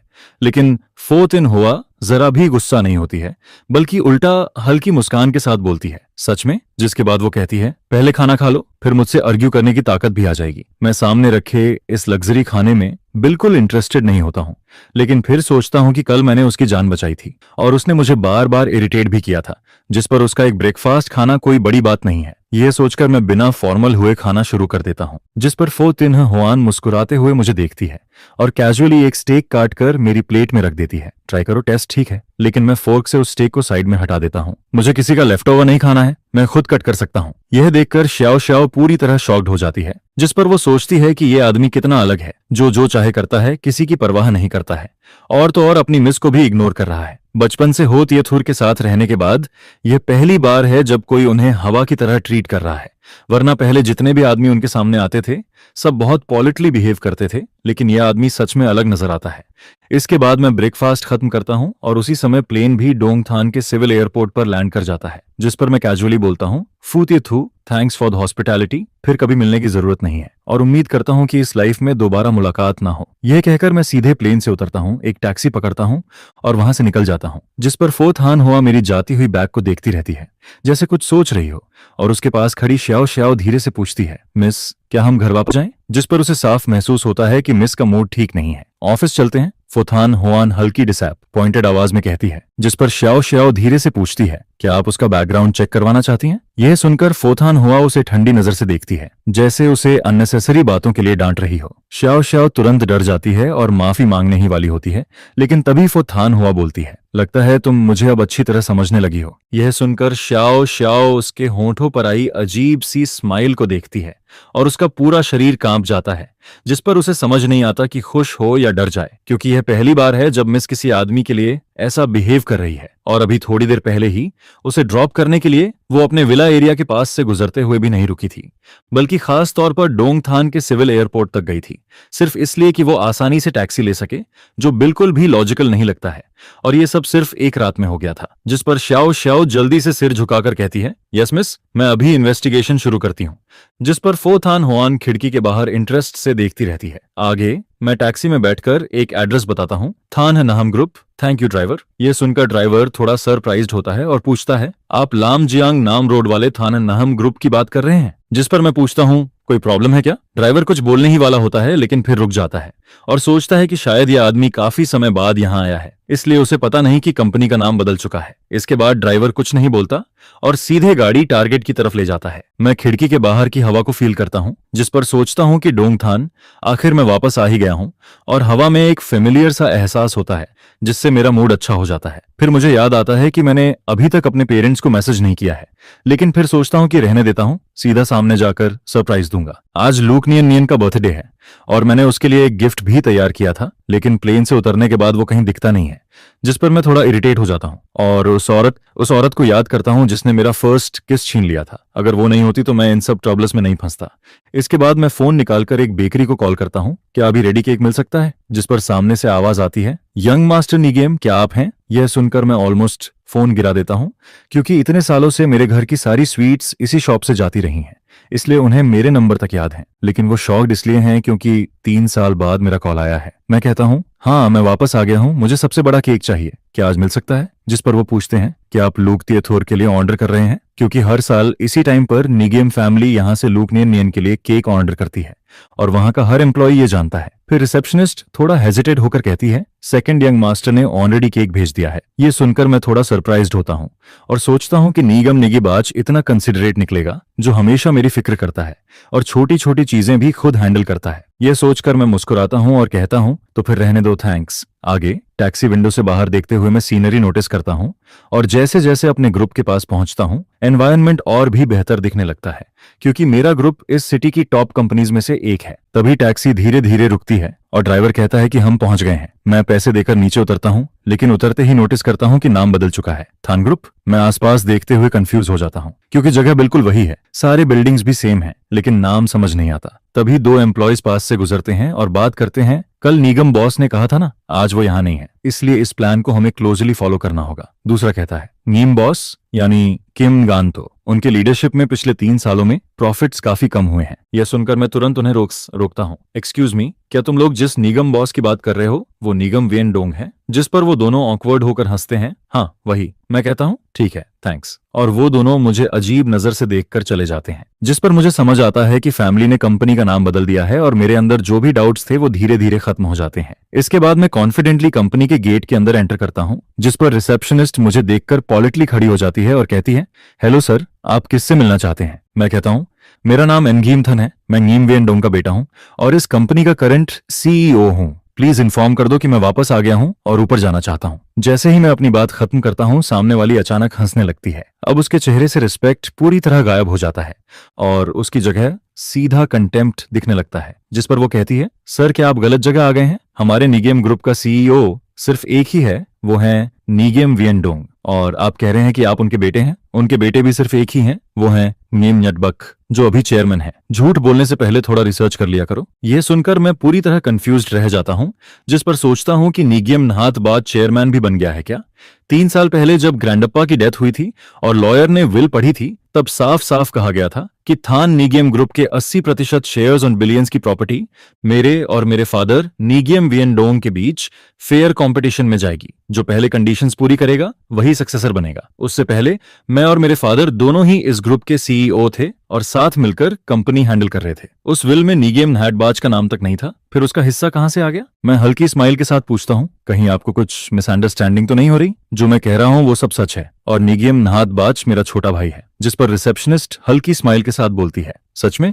मैं यहाँ 3 साल से काम कर रही हूँ और मैंने कभी नहीं सुना कि चेयरमैन निगेम का कोई बड़ा भाई भी है। मैं फिर भी कामली कहता हूँ, लेकिन मैं अभी भी कह रहा हूँ कि नीम विन डोंग मेरे पिता हैं। अगर मैं फ्रॉड होता तो उनका नाम कैसे जानता? जिस पर उसका एक्सप्रेशन बदलता है और वो अब फॉर्मल टोन छोड़ देती है। हमारे नीम बॉस का नाम बहुत लोग जानते हैं, लेकिन तुमने कहीं से जानकारी लेकर यह प्लान बनाया है क्योंकि तुम्हें पता था कि आज वो यहाँ नहीं है, इसीलिए तुम उनके बेटे बनकर अंदर घुसना चाहते हो। लेकिन मैं तुम्हें सलाह देती हूँ, फ्रॉड करना अच्छा प्रोफेशन नहीं है। उसका ये एटीट्यूड देखकर मुझे हंसी भी आती है और इरिटेशन भी, जिस पर मैं कहता हूँ, आप सच में गलत समझ रही हैं, मैं सच में उनका रियल सन हूँ। जिस पर वो तुरंत सार्कास्टिक होकर बोलती है, और मैं जैक माँ की बेटी हूँ। तुम दिखने में तो ठीक लगते हो, कोई और काम नहीं मिला जो ये सब करने लगे? मुझे तो लग रहा है तुम सीईओ ऑफिस में घुसकर चोरी करना चाहते हो, और ये फेक ब्रांडेड क्लॉथ्स भी काफी कन्विंसिंग है। यह सुनकर मैं फिर कहता हूँ, मैं सच में झूठ नहीं बोल रहा, मैं और मेरे फादर दोनों इस ग्रुप के सीईओ हैं। जिस पर वो हंसते हुए बोलती है, कल भी एक आदमी आया था जो खुद को हमारे चेयरमैन लूक का बॉयफ्रेंड बता रहा था, और आज तुम खुद को उनका बेटा बता रहे हो। ये तो और भी मजेदार है। यह सुनकर मैं थोड़ा रुकता हूँ और पूछता हूँ, तुम लूक निम की बात कर रही हो? मैं सच में उसका बॉयफ्रेंड हूँ। यह सुनकर रिसेप्शनिस्ट आंखें घुमाती हैं जैसे बेहोश होने वाली हो, और मैं वांग सिकोंग की गर्लफ्रेंड हूँ। तुम सच में बहुत स्टबर्न हो, अगर अभी नहीं गए तो मैं सिक्योरिटी बुला लूंगी। मुझे समझ आ जाता है कि इससे बहस करना बेकार है, जिस पर मैं कामली कहता हूँ, ठीक है, आप फोन कनेक्ट कर दीजिए, मैं खुद निगेम बॉस से बात कर लूंगा, इससे सब क्लियर हो जाएगा। लेकिन वो गुस्से में बोलती है, अगर तुम ऐसे ही जिद करते रहे तो मैं सच में पुलिस बुला लूंगी। जल्दी निकलो यहाँ से, आज शुभ दिन है, बदकिस्मती मत फैलाओ। मैं पूछता हूँ, क्या खास दिन है आज? जिस पर वो कहती है, तुम्हें पता नहीं, आज हमारी फ्यूचर मैडम यानी चेयरमैन लूक का बर्थडे है और सारे हाई लेवल लीडर्स अभी रूफटॉप गार्डन में उन्हें विश करने गए हैं। तुम यहाँ टाइम वेस्ट करने से अच्छा है वहां जाओ और असली यंग मास्टर को देखो। यह सुनकर मुझे समझ आता है कि इससे बात करना टाइम वेस्ट है, जिस पर मैं तुरंत एक टैक्सी लेता हूँ और अंदर ही अंदर इरिटेट भी होता हूँ और हंस भी रहा होता हूँ कि ये रिसेप्शनिस्ट ओवर डेडिकेटेड है या बस लोगों को परेशान करती है। इसके बाद मैं फोन निकालकर अपने पेरेंट्स को कॉल करता हूँ, लेकिन कई बार ट्राई करने के बाद भी कोई कॉल नहीं उठाता। फिर मैं अपने भाई और लूक निम निम को कॉल करता हूँ, लेकिन चारों में से कोई भी फोन नहीं उठाता। जिस पर मैं ड्राइवर से पूछता हूँ, थाननहम ग्रुप का नाम बदलकर थानथच ग्रुप कब हो गया? ड्राइवर कहता है, मुझे नहीं पता, मैं 2 साल से यहाँ हूँ और हमेशा से इसका नाम थानथच ग्रुप ही सुना है। मैं सिर हिलाता हूँ और कुछ नहीं पूछता। इसके बाद मैं डोंगथान के सबसे बड़े होटल पहुंचता हूँ और रूफटॉप गार्डन की तरफ जाता हूँ, लेकिन इनविटेशन न होने की वजह से 2 गार्ड्स मुझे रोक देते हैं। मैं जितना भी समझाने की कोशिश करता हूँ वो बिल्कुल नहीं मानते। चलो यहाँ से, ड्रामा मत करो। मैं कहता हूँ, मैं सच में निगियम वियनडोंग का बेटा हूँ। जिस पर वो कहते हैं, अगर नहीं गए तो हम फोर्स यूज करेंगे। तभी पीछे से एक फैमिलियर वॉइस आती है, अरे ये तो गिथन है ना? मैं पीछे मुड़कर देखता हूँ तो सामने थच हाउ खड़ा होता है। 3 साल बाद भी वो पहले से ज्यादा स्मार्ट दिखता है। गार्ड्स उसे देखते ही रिस्पेक्टफुली ग्रीट करते हैं, लेकिन वो उन्हें इग्नोर करके सीधे मेरी तरफ देखता है। कब वापस आया? मेरी फ्लर्ट सिस्टर ने तो कुछ बताया ही नहीं। 2 दिन पहले वो ग्रैंडपा से बात करते हुए तुम्हारा एग्जाम्पल दे रही थी। मैं ऑकवर्ड होकर कहता हूँ, हाँ भाई प्लीज मजाक मत करो, बचपन से आप मुझे टीज करते आए हो। वो हंसते हुए कहता है, ये मजाक नहीं है, मेरी सिस्टर 3 साल से तुम्हारे पीछे है, तुमने उसका रिकॉर्ड तोड़ दिया है, तुम सबसे मुश्किल टारगेट हो। इसके बाद वो मेरे शोल्डर पर हाथ रखता है, जिस पर मैं कहता हूँ, हाँ भाई आप सही समय पर आए हो, ये लोग मेरी आइडेंटिटी पर बिलीव नहीं कर रहे, प्लीज कंफर्म कर दो। वो अपनी ठुड्डी छूते हुए कहता है, मुझे क्या मिलेगा? मैं तुरंत कहता हूँ, मैं आप पर एक फेवर ओवे करता हूँ, आगे कभी भी जरूरत हो मैं पूरा करूंगा। यह सुनकर वो गार्ड से कहता है, अब समझ गए ना, हट जाओ। गार्ड्स तुरंत रास्ता छोड़ देते हैं और मैं अंदर जाने लगता हूँ, लेकिन तभी थैक हाउ पीछे से बोलता है, लेकिन आज तुम गलत टाइम पर आए हो। मैं रुककर पूछता हूँ, क्या मतलब? वो हल्की स्माइल के साथ कहता है, आज एक इंटरेस्टिंग शो होने वाला है और मैं तो गॉसिप मिस नहीं करता, लेकिन अगर शो छोटा होता तो मैं आता ही नहीं। मैं उसकी बात समझ नहीं पाता। तभी अचानक हॉल की लाइट्स बंद हो जाती हैं और सिर्फ स्टेज पर स्पॉटलाइट पड़ती है, जिस पर निगियम वियनडोंग स्टेज पर खड़ा हंस रहा होता है और कहता है, आज मैं अपने बेटे की शादी की खुशखबरी अनाउंस करना चाहता हूँ। यह सुनकर पूरा हॉल शांत हो जाता है। सभी लोग सांस रोककर खड़े रहते हैं,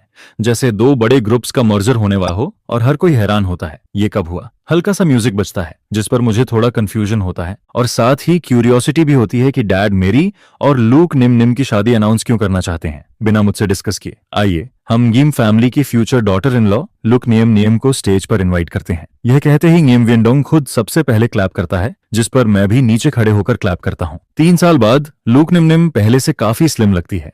उसके चेहरे पर वही जेंटल स्माइल होती है जो उसे और भी क्लोज फील करवाती है, और मैं दूर से ही उसे देखकर खुश होने लगता हूँ। इसके बाद गिम वियनडोंग फिर बोलता है, अब मेरे बेटे को स्टेज पर बुलाते हैं गिम न्यटबक। यह सुनते ही पूरा हॉल तालियों से गूंज उठता है, जिस पर निगियम नहात बाच मुस्कुराते हुए स्टेज पर आता है। 3 साल में वो पहले से ज्यादा मैच्योर दिखता है, लेकिन जो चीज मुझे शॉक करती है वो यह कि लूक नियम नियम उसका हाथ कसकर पकड़े रहती है। दोनों एक दूसरे को ऐसे देखते हैं जैसे वो डीपली इन लव कपल हों, जिस पर मेरे ऊपर जैसे बिजली गिरती है और मैं अपने आप को संभाल नहीं पाता। एक कदम पीछे लड़खड़ा जाता हूँ। ये सब देखकर मुझे यकीन ही नहीं होता कि मेरी गर्लफ्रेंड और मेरा खुद का भाई अब अपनी एंगेजमेंट अनाउंस करने वाले हैं। तभी थच हाओ मुझे संभालता है और हल्के मजाक में कहता है, अभी से ये हाल है, असली शो तो अभी बाकी है। तभी गिम वियनडोंग की हंसी गूंजती है और वो अनाउंस करता है, इस शुभ दिन पर मैं अनाउंस करता हूँ कि गिम फैमिली और लुक फैमिली अब रिश्ते में जुड़ रहे हैं। मेरा बेटा गिम न्यटबक लुक फैमिली की हैरिस लुक नियम नियम से शादी करेगा। उनकी शादी अगले महीने की 28 तारीख को होगी। आज सिर्फ थाना निगरीम ग्रुप और लूक ग्रुप के 3 साल के मर्जर का सेलिब्रेशन नहीं है, बल्कि निगरीम निगरीम का बर्थडे भी है और साथ ही उनकी एंगेजमेंट पार्टी भी है। एंगेजमेंट पार्टी, ये 3 शब्द मेरे लिए जोरदार झटका बन जाते हैं, जिस पर मेरा दिमाग सुन्न होने लगता है और दिल में एक अजीब सा दर्द उठता है। 8 साल से जिसे मैं प्यार करता था वो अब मेरे ही भाई से एंगेजमेंट करने जा रही है, जिस पर मुझे समझ नहीं आता कि यह सब कैसे पॉसिबल है। लेकिन तभी गिम वियनडोंग आगे बोलता है, इस खुशी के मौके पर मुझे एक दुखद खबर भी देनी है। मेरा बड़ा बेटा नीमथन कल जिस फ्लाइट में था वो दुर्घटनाग्रस्त हो गई है और आज से मेरा सिर्फ एक ही बेटा है, निगियम नहातबाच। क्योंकि नीमथन अब नहीं रहा, इसलिए उसका इनहेरिटेंस राइट भी खत्म हो गया है और अब कंपनी की जिम्मेदारी नटबक और नियम नियम संभालेंगे। यह सुनते ही पूरा हॉल शॉक में चला जाता है और सब लोग चुपचाप मेरे लिए सिंपैथी फील करते हैं, लेकिन साथ ही चोरी छुपे निगियम नीतबाच और लूक नीम नीम को देखते हैं, जैसे फ्यूचर रूलर्स को जज कर रहे हों। मैं ये सब सुनकर अंदर से टूट जाता हूँ, जिस पर सोचता हूँ कि डैड ने मेरी मौत इतनी जल्दी एक्सेप्ट कर ली जैसे मेरी कोई वैल्यू ही नहीं थी, और अगर मैं सच में मर भी जाता तो क्या वो मुझे ढूंढते भी नहीं। इसके बाद वो कैजुअली बोलता है, 3 साल पहले मैंने नीमथन को बाहर भेजा था ताकि वो फ्रेग्रेंस टेक्नोलॉजी सीखे और वापस आकर कंपनी संभाले, लेकिन किस्मत को कुछ और ही मंजूर था। खैर, आज खुशी का दिन है, उसके बारे में बात नहीं करते, सब लोग ड्रिंक उठाइए और सेलिब्रेट कीजिए। यह कहकर वो ग्लास उठाता है और पूरा हॉल भी उसके साथ चीयर्स करता है, जिस पर मेरा दिल जैसे चीयर दिया जाता है। मैं स्टेज पर खड़े उस आदमी को देखता हूँ और यकीन नहीं कर पाता कि वो मेरा ही पिता है। इसके बाद लूक निम निम आगे आती है और सॉफ्टली बोलती है, डैड अब आपके पास मैं और नहात बाज हैं। हम दोनों आपका ख्याल रखेंगे, आप दुखी मत होइए। फिर नीमन्यट बच भी कहता है, हाँ डैड, आपने एक बेटा खोया है लेकिन एक बेटी पाई है, सब कुछ बैलेंस हो जाता है। दोनों उसके दोनों तरफ खड़े होकर उसे सपोर्ट करते हैं, जिस पर निगिम वियन डोंग खुश होकर उनके कंधे थपथपाता है। फिर वो कहता है, आज यहाँ लाम ग्रुप और वान होई ग्रुप के लीडर्स भी आए हैं, चलो तुम दोनों को उनसे मिलवाता हूँ। और वान अन, तुम भी आ जाओ, आगे बच्चों की जिम्मेदारी तुम्हें ज्यादा संभालनी होगी। जिस पर स्टेप मदर ट्यूंग वैन आना हंसते हुए कहती है, बिल्कुल, चाहे ये मेरे रियल बच्चे ना हो लेकिन मैं इनका पूरा ख्याल रखूंगी। यह देखकर मैं खुद को पूरी तरह आउटसाइडर फील करता हूँ, जिस पर मेरे हाथ कांपने लगते हैं और मुझे यकीन नहीं होता कि सिर्फ 3 साल में सब कुछ इतना बदल गया है। इसके बाद वो चारों हंसते हुए बाकी गेस्ट से मिलने जाते हैं और फिर खाने की टेबल की तरफ बढ़ते हैं। तभी मैं आगे बढ़कर बोलता हूँ, इतने खुश क्यों हो सब, क्या इंटरेस्टिंग हुआ है? मेरी आवाज सुनते ही उन चारों के चेहरे बदल जाते हैं और गिमन्यट बच शॉक होकर मुझे देखता है। भैया, आप वापस आ गए? मैं ठंडी नजर से कहता हूँ, क्यों, मुझे नहीं आना चाहिए था? वो घबरा कर कहता है, आप मरे नहीं? मैं तंज कसते हुए कहता हूँ, तुम चाहते थे कि मैं मर जाऊं? वो हड़बड़ाकर बोलता है, नहीं, ऐसा नहीं है। उसी वक्त नीम वियन डोंग भी शॉक्ड होकर कहता है, नीम थन, तुम्हारी फ्लाइट क्रैश हो गई थी, न्यूज में आया था कि कोई भी नहीं बचा। मैं ठंडी हंसी हंसता हूँ, तो आपने मुझे ढूंढने की कोशिश भी नहीं की, सीधा मेरी मौत अनाउंस कर दी? मैं अपने इमोशंस कंट्रोल नहीं कर पाता क्योंकि मेरा खुद का पिता मेरी मौत को इतनी आसानी से एक्सेप्ट कर लेता है। तभी स्टेप मदर हंसते हुए सिचुएशन संभालने की कोशिश करती है, थान, तुम भी ना, अगर बच गए थे तो एक कॉल कर देते, हमें पता है हम चारों कितने परेशान थे, पूरी रात सो नहीं पाए। मैं उसकी तरफ देखकर कहता हूँ, सच में? मुझे तो आप सब काफी खुश दिख रहे हो, बिल्कुल भी नहीं लग रहा कि आपने नींद खोई है। फिर मैं सीधे उनकी आंखों में देखते हुए कहता हूँ, या फिर आप सब खुश थे कि अब मेरी प्रॉपर्टी इनहेरिट कर सकते हो? ये सुनते ही नीम वेन डोंग गुस्से में चिल्लाता है, गिमथन, अपनी माँ से ऐसे बात करते हैं? मुझे पता है नटबच और नीम नीम की बात तुम्हारे लिए शौक है, लेकिन यहाँ इतने गेस्ट्स हैं, तुम्हें फैमिली की रेपुटेशन का ध्यान रखना चाहिए। ये चाइल्डिश बिहेवियर बंद करो। मैं गुस्से में कहता हूँ, और मेरी रिस्पेक्ट का क्या, उसका ध्यान कौन रखेगा? फिर मैं लूक निम निम की तरफ देखकर कहता हूँ, मैंने तुम्हें बहुत इंपॉर्टेंस दी, अगर तुम मुझे एक प्रॉपर एक्सप्लेनेशन दे देती तो शायद मैं फॉरगिव कर देता, लेकिन तुम्हें जरा भी गिल्ट नहीं है। जिस पर वो धीरे से कहती है, थान, ये मेरी गलती है, मैं सच बताने से डरती थी क्योंकि मुझे लगा तुम ऐसे ही रिएक्ट करोगे। मैं गुस्से में बोलता हूँ, रिएक्ट? मुझे मेरे अपने लोगों ने बिट्रे किया है और मैं चुप रहूं? अगर इन 8 सालों में एक दिन भी तुमने सच बोल दिया होता तो आज ये हालत नहीं होती। वो एक तरफ मुझसे प्यार करने की बात करती है, जिस पर दूसरी तरफ वो छुप कर मेरे ही छोटे भाई के साथ डेट पर जाती है। लुक निम, क्या यही तुम्हारा लव है? मैं यहाँ तक बोलता हूँ तो गुस्सा भी आता है और दिल भी टूटता रहता है। कल तक वो मैसेज करके कह रहा था कि वो मुझसे प्यार करता है और फिर आज अचानक इतना रशलेस कैसे हो जाता है? जिस पर वो कैजुअली बोलती है, फीलिंग्स जैसी चीजों को कौन पहले से प्रेडिक्ट कर सकता है? इसके बाद टोंगन गोक अनह अपना शॉल ठीक करते हुए ऊपर से समझाने वाले टोन में कहती है, निम निम और नहात बाच अभी एक दूसरे से बहुत प्यार करते हैं, जिस पर क्या तुम सच में चीये को अकेला छोड़ सकते हो? फिर वो आगे कहती है, फैमिली की बात है, इसे बड़ा इश्यू बनाने से अच्छा है तुम दिल बड़ा रखकर उन्हें ब्लेस कर दो, आखिर सब अपने ही हैं। निम निम तुम्हें चुने या नहात बाज को, फर्क ही क्या पड़ता है? यह सुनकर मैं अंदर से फट पड़ता हूँ। फर्क पड़ता है, बहुत फर्क पड़ता है। नटबच अलग है और मैं अलग हूँ, मैं इस ग्रुप का फ्यूचर हेयर हूँ, क्या यह सच नहीं है? जिस पर वो तुरंत बोलते हैं, तुम्हें सुनाई नहीं दिया, अभी तुम्हारे फादर ने अनाउंस किया है, अब नहात बाज भी हेयर है। और फिर कैजुअली कहते हैं, तुम सही समय पर आए हो, निम प्रेग्नेंट है, नहात बाज बहुत बिजी है, तुम उसकी हेल्प कर दो। ये सुनते ही मैं वहीं लड़खड़ा जाता हूँ जैसे बिजली गिरती है, मेरा पूरा शरीर सुन्न पड़ जाता है। मैं कांपती आवाज में बोलता हूँ, तुम लोग, मैं सोच भी नहीं सकता था कि तुम लोग इतने नीचे गिर सकते हो, बच्चे तक की बात हो गई है। जिस पर अनगोन नटबच मुस्कुराते हुए बोलता है, भाई कुछ महीनों में मेरा बच्चा पैदा होने वाला है, तुम अंकल बनने वाले हो, खुश हो ना? और फिर उसकी आंखों में साफ दिखता है वो प्रोवोकिंग एटीट्यूड, जो देखकर मैं सब समझ जाता हूँ। फिर वो और आगे बढ़कर कहता है, भाई तुम तो बचपन से अब्रॉड पढ़े हो, इतने नॉलेजेबल हो, हमारे बच्चे का नाम तुम ही रख दो। जिस पर उसे पता होता है कि मैं अंदर से कितना टूट रहा हूँ, फिर भी वो जानबूझकर मेरे जख्मों पर नमक छिड़कता रहता है। जिस पर नीम वेन डोंग भी अग्री करता है, आइडिया अच्छा है, अगर तुम्हें अनकंफर्टेबल लगता है तो बच्चे को गॉडफादर मान लो, नाम भी तुम ही रख दो। यह सुनकर मैं हंसता हूँ एक ठंडी हंसी के साथ, क्या ये मुझे चैरिटी दी जा रही है? अगर ये सब नहीं होता तो शायद मुझे कभी पता ही नहीं चलता कि मेरा अपना फैमिली इतना चीप हो सकता है। फिर मैं ठंडी आवाज में बोलता हूँ, ठीक है, इसका नाम नीमकिन ले रखते हैं, ताकि बड़ा होकर ये बच्चा तुम सबसे दूर ही रहे। यह सुनते ही तुंग नौकन जोर से चिल्लाती है, क्या तुम्हारी सारी अपब्रिंगिंग खत्म हो गई है? जिस पर मैं सीधा जवाब देता हूँ, पहले खुद को सिखाओ फिर मुझे सिखाना। इसके बाद मैं वाइन का ग्लास उठाता हूँ और नटबाज की तरफ बढ़ता हूँ। अगर तुम शादी करने वाले हो तो मुझे भी तुम्हें टोस्ट देना चाहिए। जिस पर वो अभी भी जेंटलमैन बनते हुए कहता है, मुझे खुशी है कि तुम सेफ वापस आ गए, हमारी शादी में तुम्हारा ब्लेसिंग चाहिए। मैं हंसते हुए बोलता हूँ, ठीक है, मैं विश करता हूँ कि तुम्हारा लाइनेज खत्म हो जाए, लेकिन तुम्हारे बच्चे बहुत हों। और ये बोलकर मैं सीधा वाइन उसके चेहरे पर फेंक देता हूँ। ये देखकर लुक निम निम गुस्से में बोलती है, अन्ना सिसिम थान, तुम हद पार कर रहे हो, चाहे कुछ भी हो, नाहतबाज तुम्हारा भाई है। तुम ऐसा कैसे कर सकते हो? बिल्कुल भी मैनर्स नहीं है तुम में। जिस पर नीम वियन डोंग भी शॉक हो जाता है, लेकिन मुझे अपने एक्शन में कोई प्रॉब्लम नहीं लगती, बल्कि मैं एक और ग्लास उठाकर लुक नियम नियम के सामने जाता हूँ और बोलता हूँ, ये टोस्ट तुम्हारे लिए है। अब से लेकर मरने तक हम कभी एक दूसरे का चेहरा नहीं देखेंगे। और फिर मैं वो ग्लास भी उसकी तरफ फेंक देता हूँ, जिस पर तोंग और कन रोकने की कोशिश करती है, लेकिन देर हो चुकी होती है। रेड वाइन उसके चेहरे पर गिरता है और उसका मेकअप पूरी तरह खराब हो जाता है। ये सब देखकर मेरा दिल कसकर जकड़ जाता है। मेरा अपना फादर और मेरी गर्लफ्रेंड किसी और के लिए ऐसे कंसर्न दिखा रहे हैं।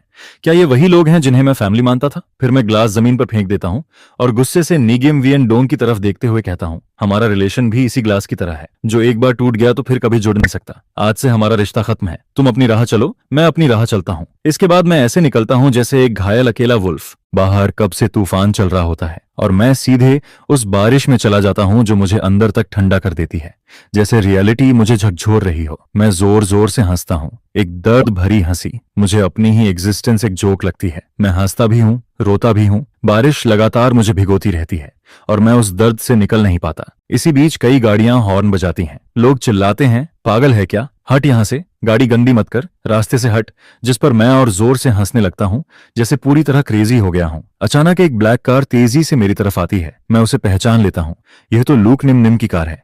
जिस पर मैं वहीं खड़ा रह जाता हूं। मन में सोचता हूं, क्या वो मुझे मनाने आई है? क्या उसे अपनी गलती का एहसास हो गया है? मैं सोचता रहता हूं, क्या मुझे उसे माफ करना चाहिए? 8 साल का ये रिश्ता, मेरी पूरी यूथ उससे जुड़ी हुई है। मैं उस मेमोरी को निकाल ही नहीं पाता। और फिर अगले ही पल वो कार सीधा मुझसे टकरा जाती है। मेरा दिमाग खाली हो जाता है तो वो मुझे मारना चाहता है। मेरी आंखें चौड़ी हो जाती हैं। मुझे यकीन नहीं होता। सिर्फ 100 युआन की वाइन के लिए वो खुद गाड़ी चलाकर मुझे मारने आता है। मैं हंसता हूं, लेकिन वो हंसी और भी दर्दनाक हो जाती है। मेरा शरीर जमीन पर गिर जाता है और मेरी कॉन्शियसनेस चली जाती है। बारिश लगातार मुझ पर गिरती रहती है। जमीन पर खून फैलता जाता है। तभी एक घबराई हुई आवाज आती है, मिस, किसी को टक्कर लग गई है? कार कंट्रोल नहीं हुई? बारिश में दिखा नहीं, जिस पर पीछे बैठी वुमन बिना पलक झपकाए ठंडे टोन में कहती है, हैंडल इट। लेकिन तभी ड्राइवर ध्यान से देखता है और कहता है, मिस, ये तो आपके हस्बैंड लगते हैं। जिस पर पीछे बैठी कॉक इनहुआन तुरंत रिएक्ट करती है।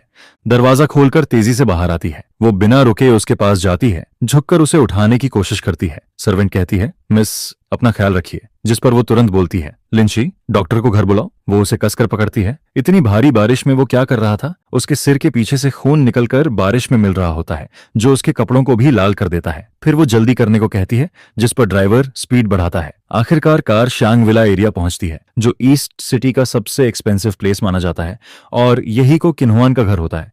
जिसके बाद वो जल्दी जल्दी अंदर जाती है और डॉक्टर्स की टीम भी उसके पीछे पीछे आती रहती है। लेकिन जैसे ही वो रूम में पहुंचती है, सर्वेंट्स शॉक होकर कहते हैं, मिस, जो हमेशा साफ सुथरी रहती है, आज वो एक पूरी तरह भीगे हुए आदमी को अपने बेड पर लिटा रही है। और वो भी एक आदमी होता है। जिस पर डॉक्टर्स और नर्सेज एक दूसरे को कंफ्यूज होकर देखते रहते हैं।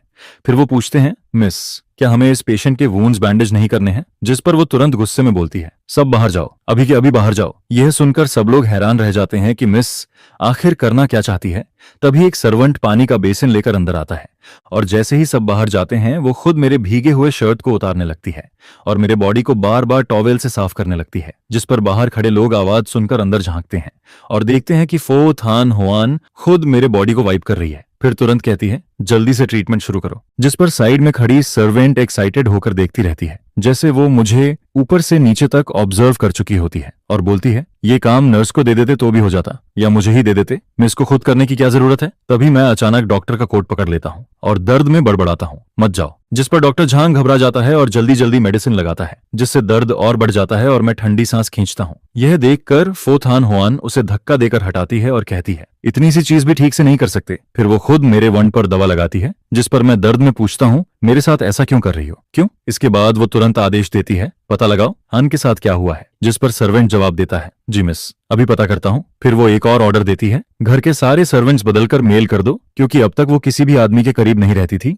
इसलिए सारे सर्वेंट्स फीमेल थे और इसी वजह से उसे खुद मुझे वाइप करना पड़ा था। कुछ देर बाद मैं होश में आता हूँ। सर्वेंट मुझसे कहता है, सर आप जाग गए, मैं आपकी देखभाल के लिए असाइंड हूँ। मैं इधर उधर देखते हुए पूछता हूँ, ये जगह कहाँ है? जिस पर वो जवाब देता है, ये शियान विला एरिया है, ईस्ट साइड का सबसे एक्सपेंसिव प्लेस, और यही मिस का घर है। मैं हैरान होकर पूछता हूँ, मैं यहाँ कैसे आया? जिस पर वो बताता है, एक्सीडेंट हुआ था, मिस की कार से टक्कर लगी थी, क्या आपको याद नहीं? मैं याद करने की कोशिश करता हूँ। तभी सिर के पीछे दर्द उठता है और वो बताता है, गिरते वक्त आपको चोट लगी थी, ज्यादा डीप नहीं है, मिस ने खुद बैंडेज किया है। फिर मुझे धीरे धीरे सब याद आने लगता है और मैं उठने की कोशिश करता हूँ, लेकिन सर्वेंट मुझे रोक देता है और कहता है, क्या आपको हमारी मिस याद नहीं? मैं सिर हिलाकर कहता हूँ, नहीं, एक्सीडेंट के बाद मुझे कुछ भी याद नहीं। जिसने मुझे बचाया उसे मैं देख भी नहीं पाया। फिर मैं पूछता हूँ, तुम्हारी मिस कहाँ है? जिस पर वो कहता है, वो बाथ लेने गई हैं। आपको बचाने के चक्कर में वो खुद भीग गई थी। मैं अपने ऊपर बाथरोब देखकर हैरान होता हूँ और पूछता हूँ, ये कपड़े कब बदले गए? जिस पर सर्वेंट बताता है, आपको कोल्ड ना हो इसलिए हमने चेंज करवाया। मैं थोड़ा हेजिटेट होकर पूछता हूँ,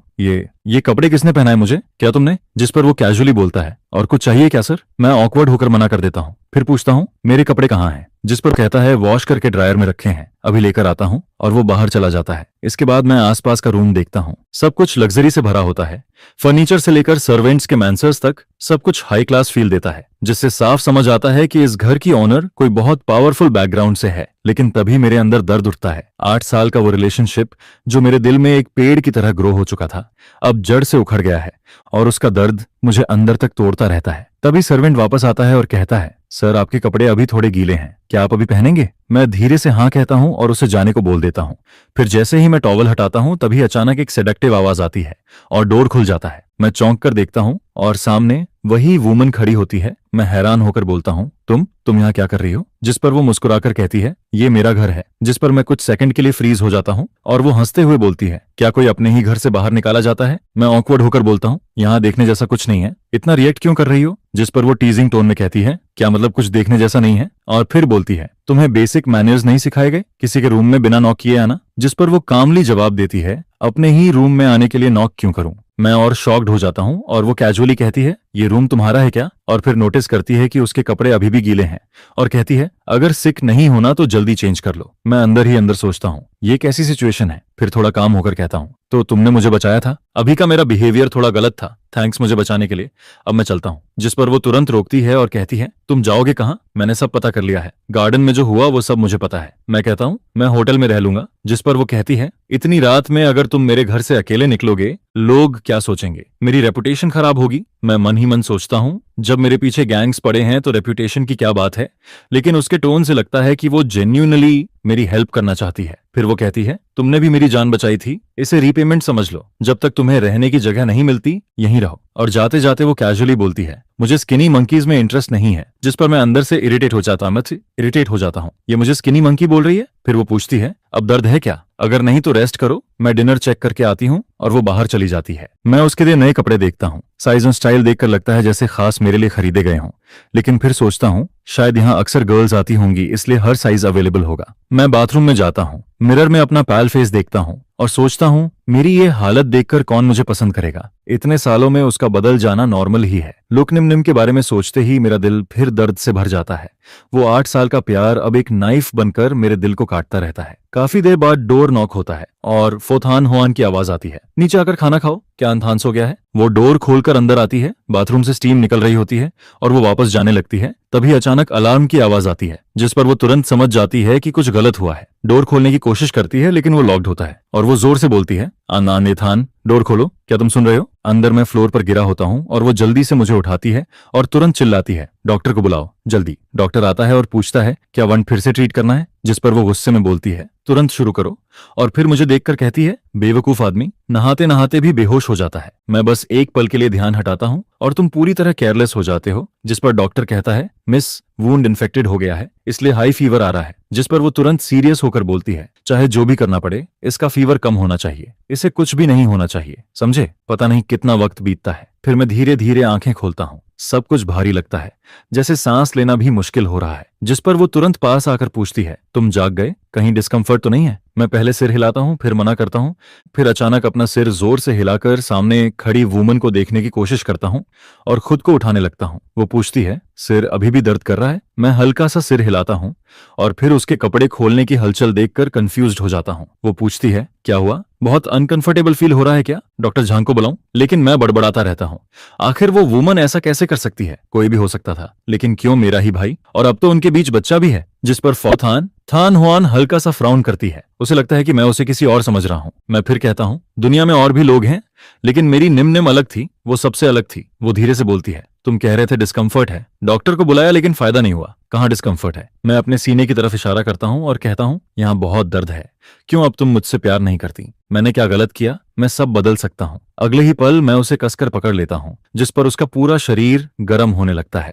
उसकी आंखों का फोकस भी ढीला पड़ता है, लेकिन उस दिमाग में एक ही बात चलती है, अंथान एक दिन मेरा होगा। लेकिन अभी नहीं, क्योंकि अभी वो जानता ही नहीं कि मैं कौन हूँ। अगली सुबह जब मैं उठता हूँ, रूम खाली होता है, कोई नहीं होता, और मुझे बस कल रात की कुछ धुंधली यादें आती हैं। लेकिन उसके बाद क्या हुआ, कुछ भी याद नहीं आता। तभी एक सर्वेंट मुझे देखता है और कहता है, सर आप जाग गए, मैं आपको नीचे ब्रेकफास्ट के लिए ले चलता हूँ। मैं मना करता हूँ और पूछता हूँ, तुम्हारी मिस कहाँ है? वो मुस्कुराकर कहता है, मिस सुबह सुबह इंटरव्यू के लिए चली गई हैं। यह सुनकर मैं कंफ्यूज्ड होता हूँ। तभी टीवी पर एक फाइनेंशियल इंटरव्यू शो चलने लगता है, जिसमें बताया जाता है कि एक वुमन लगातार 6 साल से रिचेस्ट लिस्ट में नंबर 1 है और वो अनमैरिड हेयर्स है। जिस पर सर्वेंट कहता है, यही हमारी मिस है। तब मुझे एहसास होता है कि वो थान क्वांग ग्रुप की सीईओ है, और मैं ये सोचकर शॉक्ड रह जाता हूँ कि मैंने उसकी आइडेंटिटी के बारे में कितना अंडर एस्टिमेट किया था। सर्वेंट एक्साइटेड होकर कहता है, हमारी मिस बहुत आउटस्टैंडिंग है। अगर आप दोनों साथ हो जाएं तो आपका बच्चा दुनिया का सबसे खूबसूरत होगा। यह सुनकर मैं ऑकवर्ड होकर टॉपिक बदल देता हूँ और पूछता हूँ, मेरा फोन कहाँ है? वो बताता है,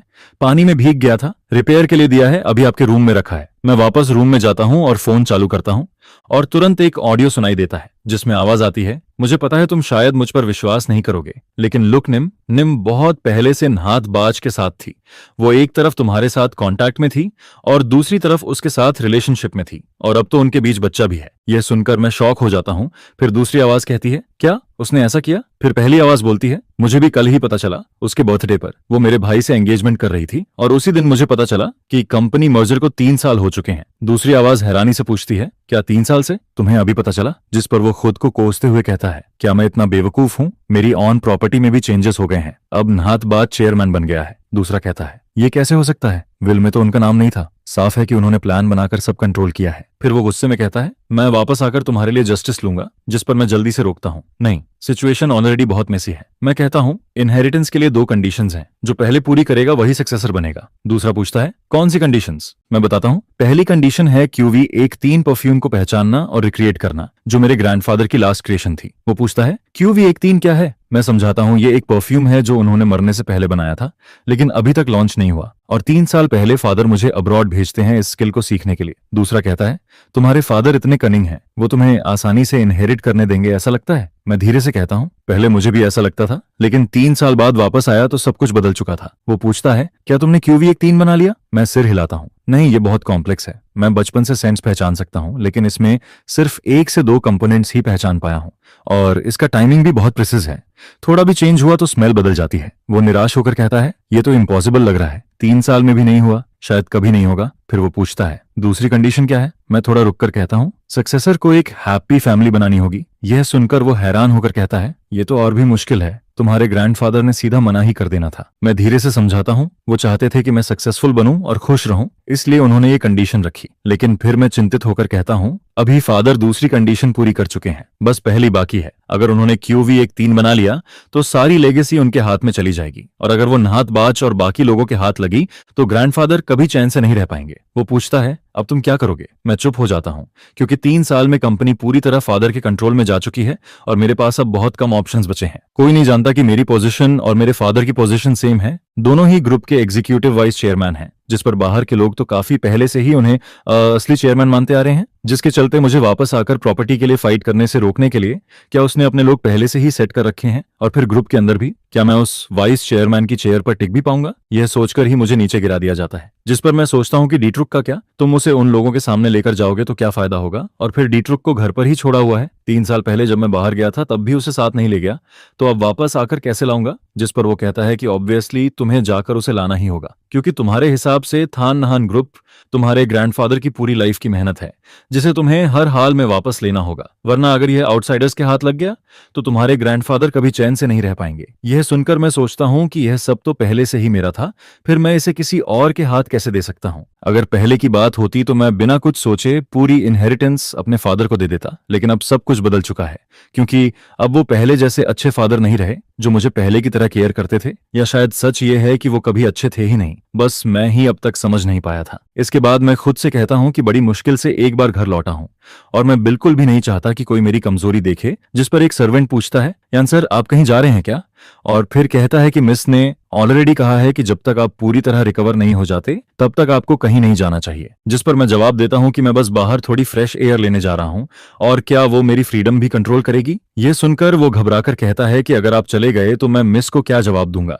जिस पर वो प्रपोज करता है कि पहले वो कॉल करके मिस को इन्फॉर्म कर दे ताकि बाद में उसे पनिशमेंट न मिले, क्योंकि वरना उनकी लाइफ बहुत मुश्किल हो जाएगी। जिस पर मैं हंसते हुए कहता हूं कि क्या तुम्हारी मिस कोई वाइल्ड बीस्ट है जो इतनी डरावनी है। ये सुनकर वो हिचकिचाते हुए सिर हिलाता है और कहता है कि वो बीस्ट से भी ज्यादा डरावनी है। जो हम लोग देखते हैं वो बस उसका जेंटल साइड है, लेकिन अगर वो सच में गुस्सा हो जाए तो पूरा डोंगथान हिल जाता है। जिस पर मैं कहता हूं कि अगर वो इतनी ही डेंजरस है तो मैं खुद उससे बात कर लूंगा, तुम्हें टेंशन लेने की जरूरत नहीं है। और फिर मैं फोथान हुआन को कॉल करने ही वाला होता हूं कि तभी एक अननोन नंबर से कॉल आता है जो सामने फ्लैश होता है।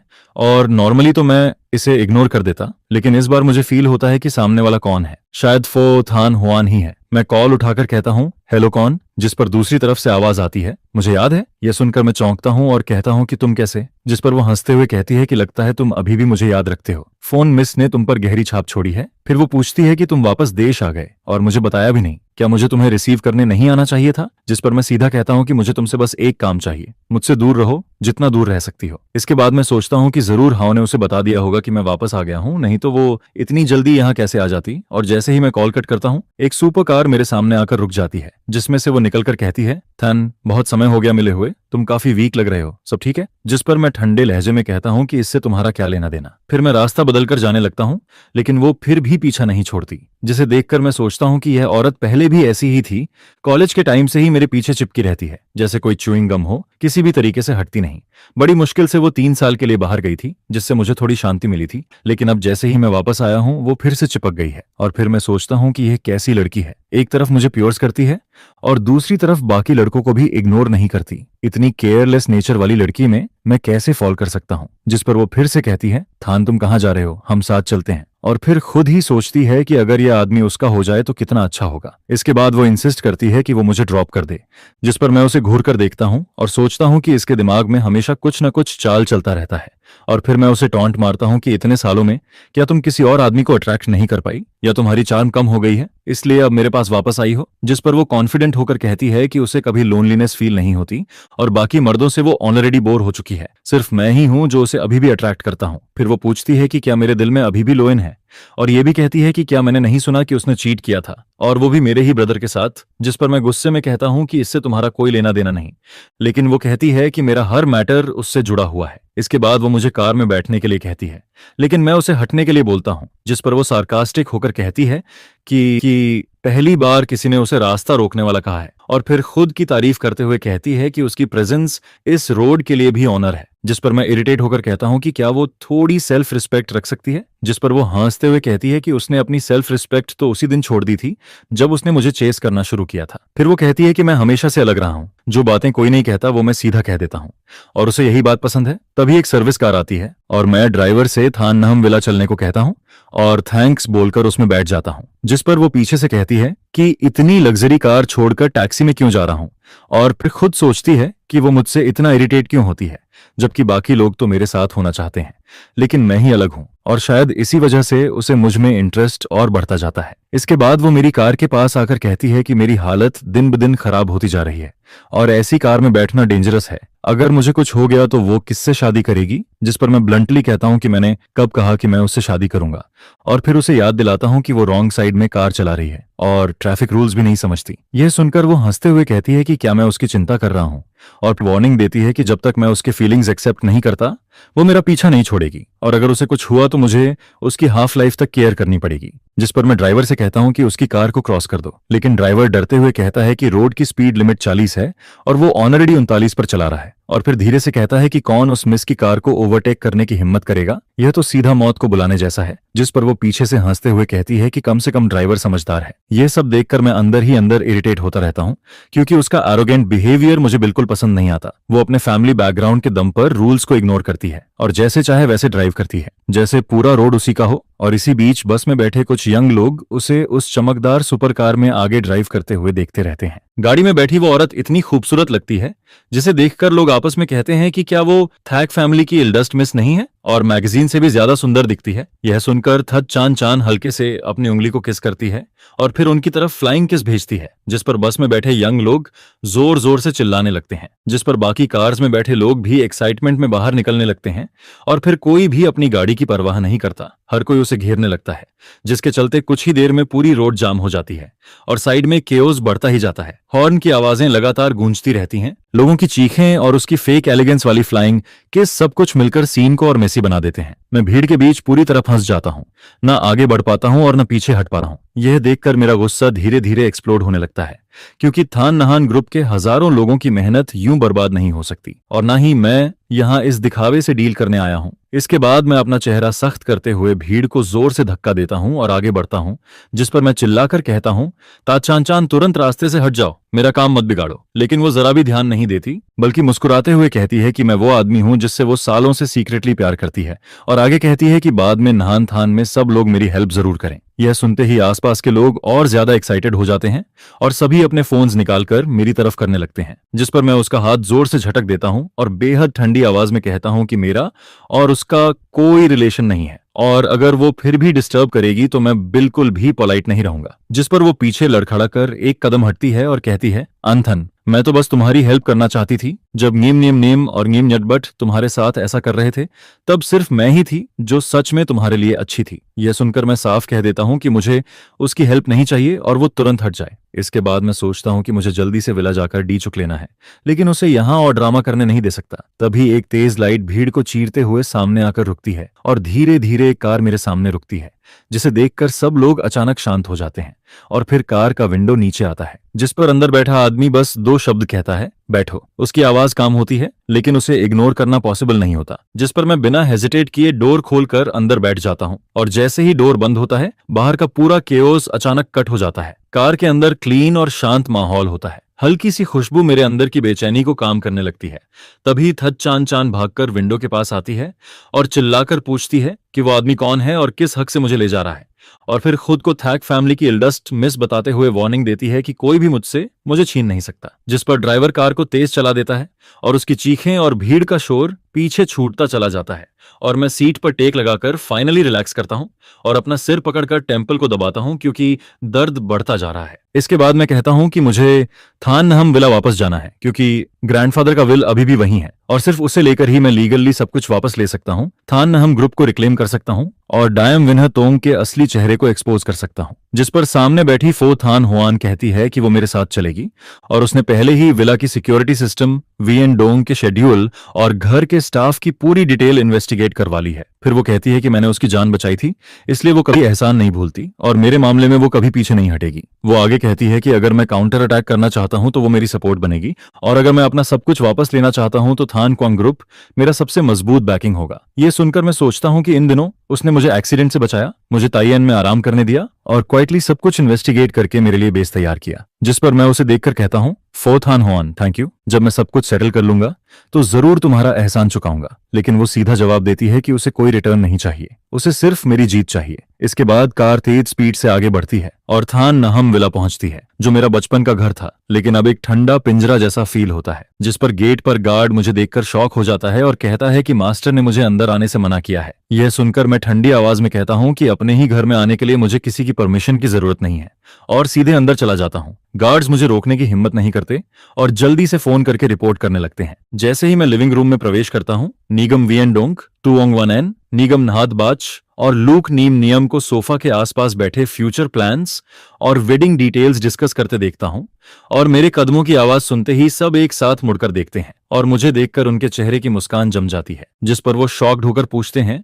कि मैं यहां कैसे आया, और गार्ड्स को मुझे बाहर निकालने का ऑर्डर देते हैं। वहीं निगियम नहात बाच लूक निम निम को पकड़कर खड़ा रहता है और घबराया हुआ दिखता है, और वो कहती है कि मेरे गायब रहने पर वो सब मेरे लिए बहुत वरीड थे। यह सुनकर मैं सार्कास्टिकली पूछता हूं कि क्या वो सच में मेरे लिए वरीड थे, या इस बात से कि मैं अभी भी जिंदा हूं और उनके प्लान्स रुइन हो सकते हैं। और फिर मैं कहता हूं कि क्या उन्हें डर था कि मैं उनकी प्रॉपर्टी ग्रैब करने की प्लान और उनकी वेडिंग को रोक दूंगा। जिस पर लूक निम निम रोते हुए कहती है कि वो गलत थी, लेकिन उनका प्यार सच्चा है और उन्होंने मुझे इसलिए नहीं बताया ताकि मैं बाहर रहकर टेंशन न लूं, और मुझसे फॉरगिवनेस मांगती है, जिस पर मैं गुस्से में कहता हूं कि उसने मेरे 8 साल के रिलेशनशिप को बेट्रे किया, मेरे ही भाई के साथ अफेयर किया और प्रेग्नेंट हो गई, और फिर मेरे सामने मेरी डेथ अनाउंस की। क्या वो माफी के लायक है? इसके बाद नीगियम वियन डोंग गुस्से में कहता है कि अब थाननहम ग्रुप उसका और नाहतबाज का है और मेरा उससे कोई रिलेशन नहीं है, और ग्रैंडफादर का विल अब इनवैलिड हो चुका है।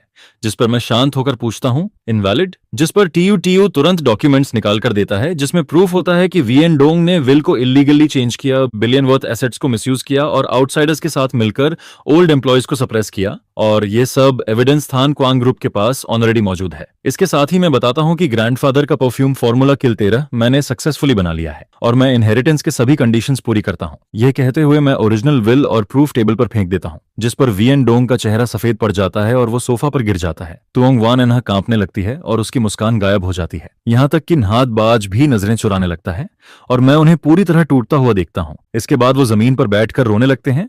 तभी बाहर से पुलिस सायरन की आवाज आने लगती है और फो थान हुआन बताती है कि उन पर प्रॉपर्टी फ्रॉड, कमर्शियल चीटिंग और डॉक्यूमेंट फॉरेजी के चार्जेस लगे हैं और पुलिस ऑलरेडी पहुंच चुकी है, जिस पर पुलिस अंदर आकर सीधे वियन डोंग को अरेस्ट कर लेती है और पूरा सीन मेरे सामने बदलता चला जाता है, जिस पर तुम वॉनेन और निगेमडी बैच को एक एक करके ले जाया जाता है और फिर लूक निम निम भी उनके साथ शामिल होने की वजह से इन्वेस्टिगेशन के लिए पकड़ ली जाती है, जिसके बाद उनका इंतजार करता है कानून की सजा और लोगों की नफरत, और आखिरकार बुरे लोगों को उनका अंजाम मिल ही जाता है। उन्होंने हर तरह की चाल चलकर मुझसे सब कुछ छीनने की कोशिश की थी, लेकिन आखिर में खुद ही जेल पहुंच जाते हैं, जिस पर मैं लिविंग रूम में खड़ा होकर एक लंबी सांस लेता हूं और 3 साल से दिल पर छाया हुआ भारी बोझ अब पूरी तरह से हट जाता है। इसके बाद फो थान हुआन मेरे पास आती है और धीरे से मेरा हाथ पकड़ लेती है, जिस पर मैं उसकी आंखों में देखता हूं और अचानक मेरे अंदर शांति उतरने लगती है और फिर सनसेट की रोशनी विंडो से होकर उस पर पड़ती है, जो उसे इतना खूबसूरत बना देती है कि मैं अपनी नजरें हटा नहीं पाता।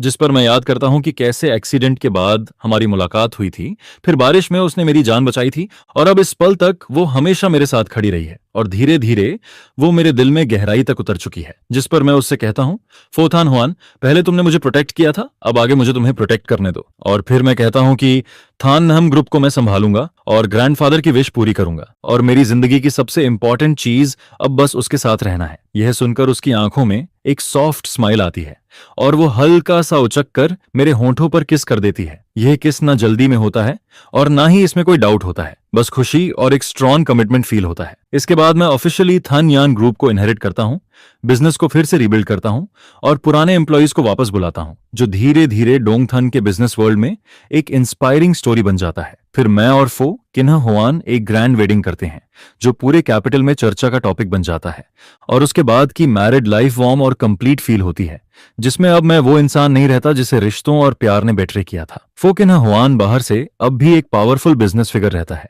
लेकिन मेरे लिए वो हमेशा जेंटल रहता है और यह देखकर थत चान चान भी समझ जाती है कि मैं अब किसी और का हो चुका हूं और मेरी हैप्पी लाइफ देखकर आखिरकार वो भी मुझे छोड़ देती है। इसके बाद वो मुझे डिस्टर्ब करना बंद कर देती है और दूसरी तरफ नगोन वियन डोंग, टूंग वॉनेन और नगोन डी बैच जैसे लोग अपनी बाकी जिंदगी जेल में बिताते हैं, अपने ग्रीड और बेट्रियल की सजा भुगतते हुए, और लो निम निम बदनामी के साथ सोसाइटी के सबसे नीचे गिर जाती है, जहां कोई उसकी मदद नहीं करता और वो स्ट्रगल करती रहती है। अब उसके पास पहले जैसी कोई शाइन नहीं बचती और फिर मैं और फो किन्हुआन साथ खड़े होकर धूप में एक दूसरे का सहारा लेते हैं, जिस पर मैं फाइनली समझ जाता हूं कि वो प्लेन एक्सीडेंट एक डिजास्टर था, लेकिन उसी ने मुझे फेक लोगों से दूर किया और मुझे एक सच्चा इंसान दिया जिसे मैं सच में चेरिश कर सकता हूं। आखिर में यही समझ आता है कि अच्छे लोगों को अच्छा फल मिलता है और बुरे लोगों को उनका अंजाम जरूर मिलता है।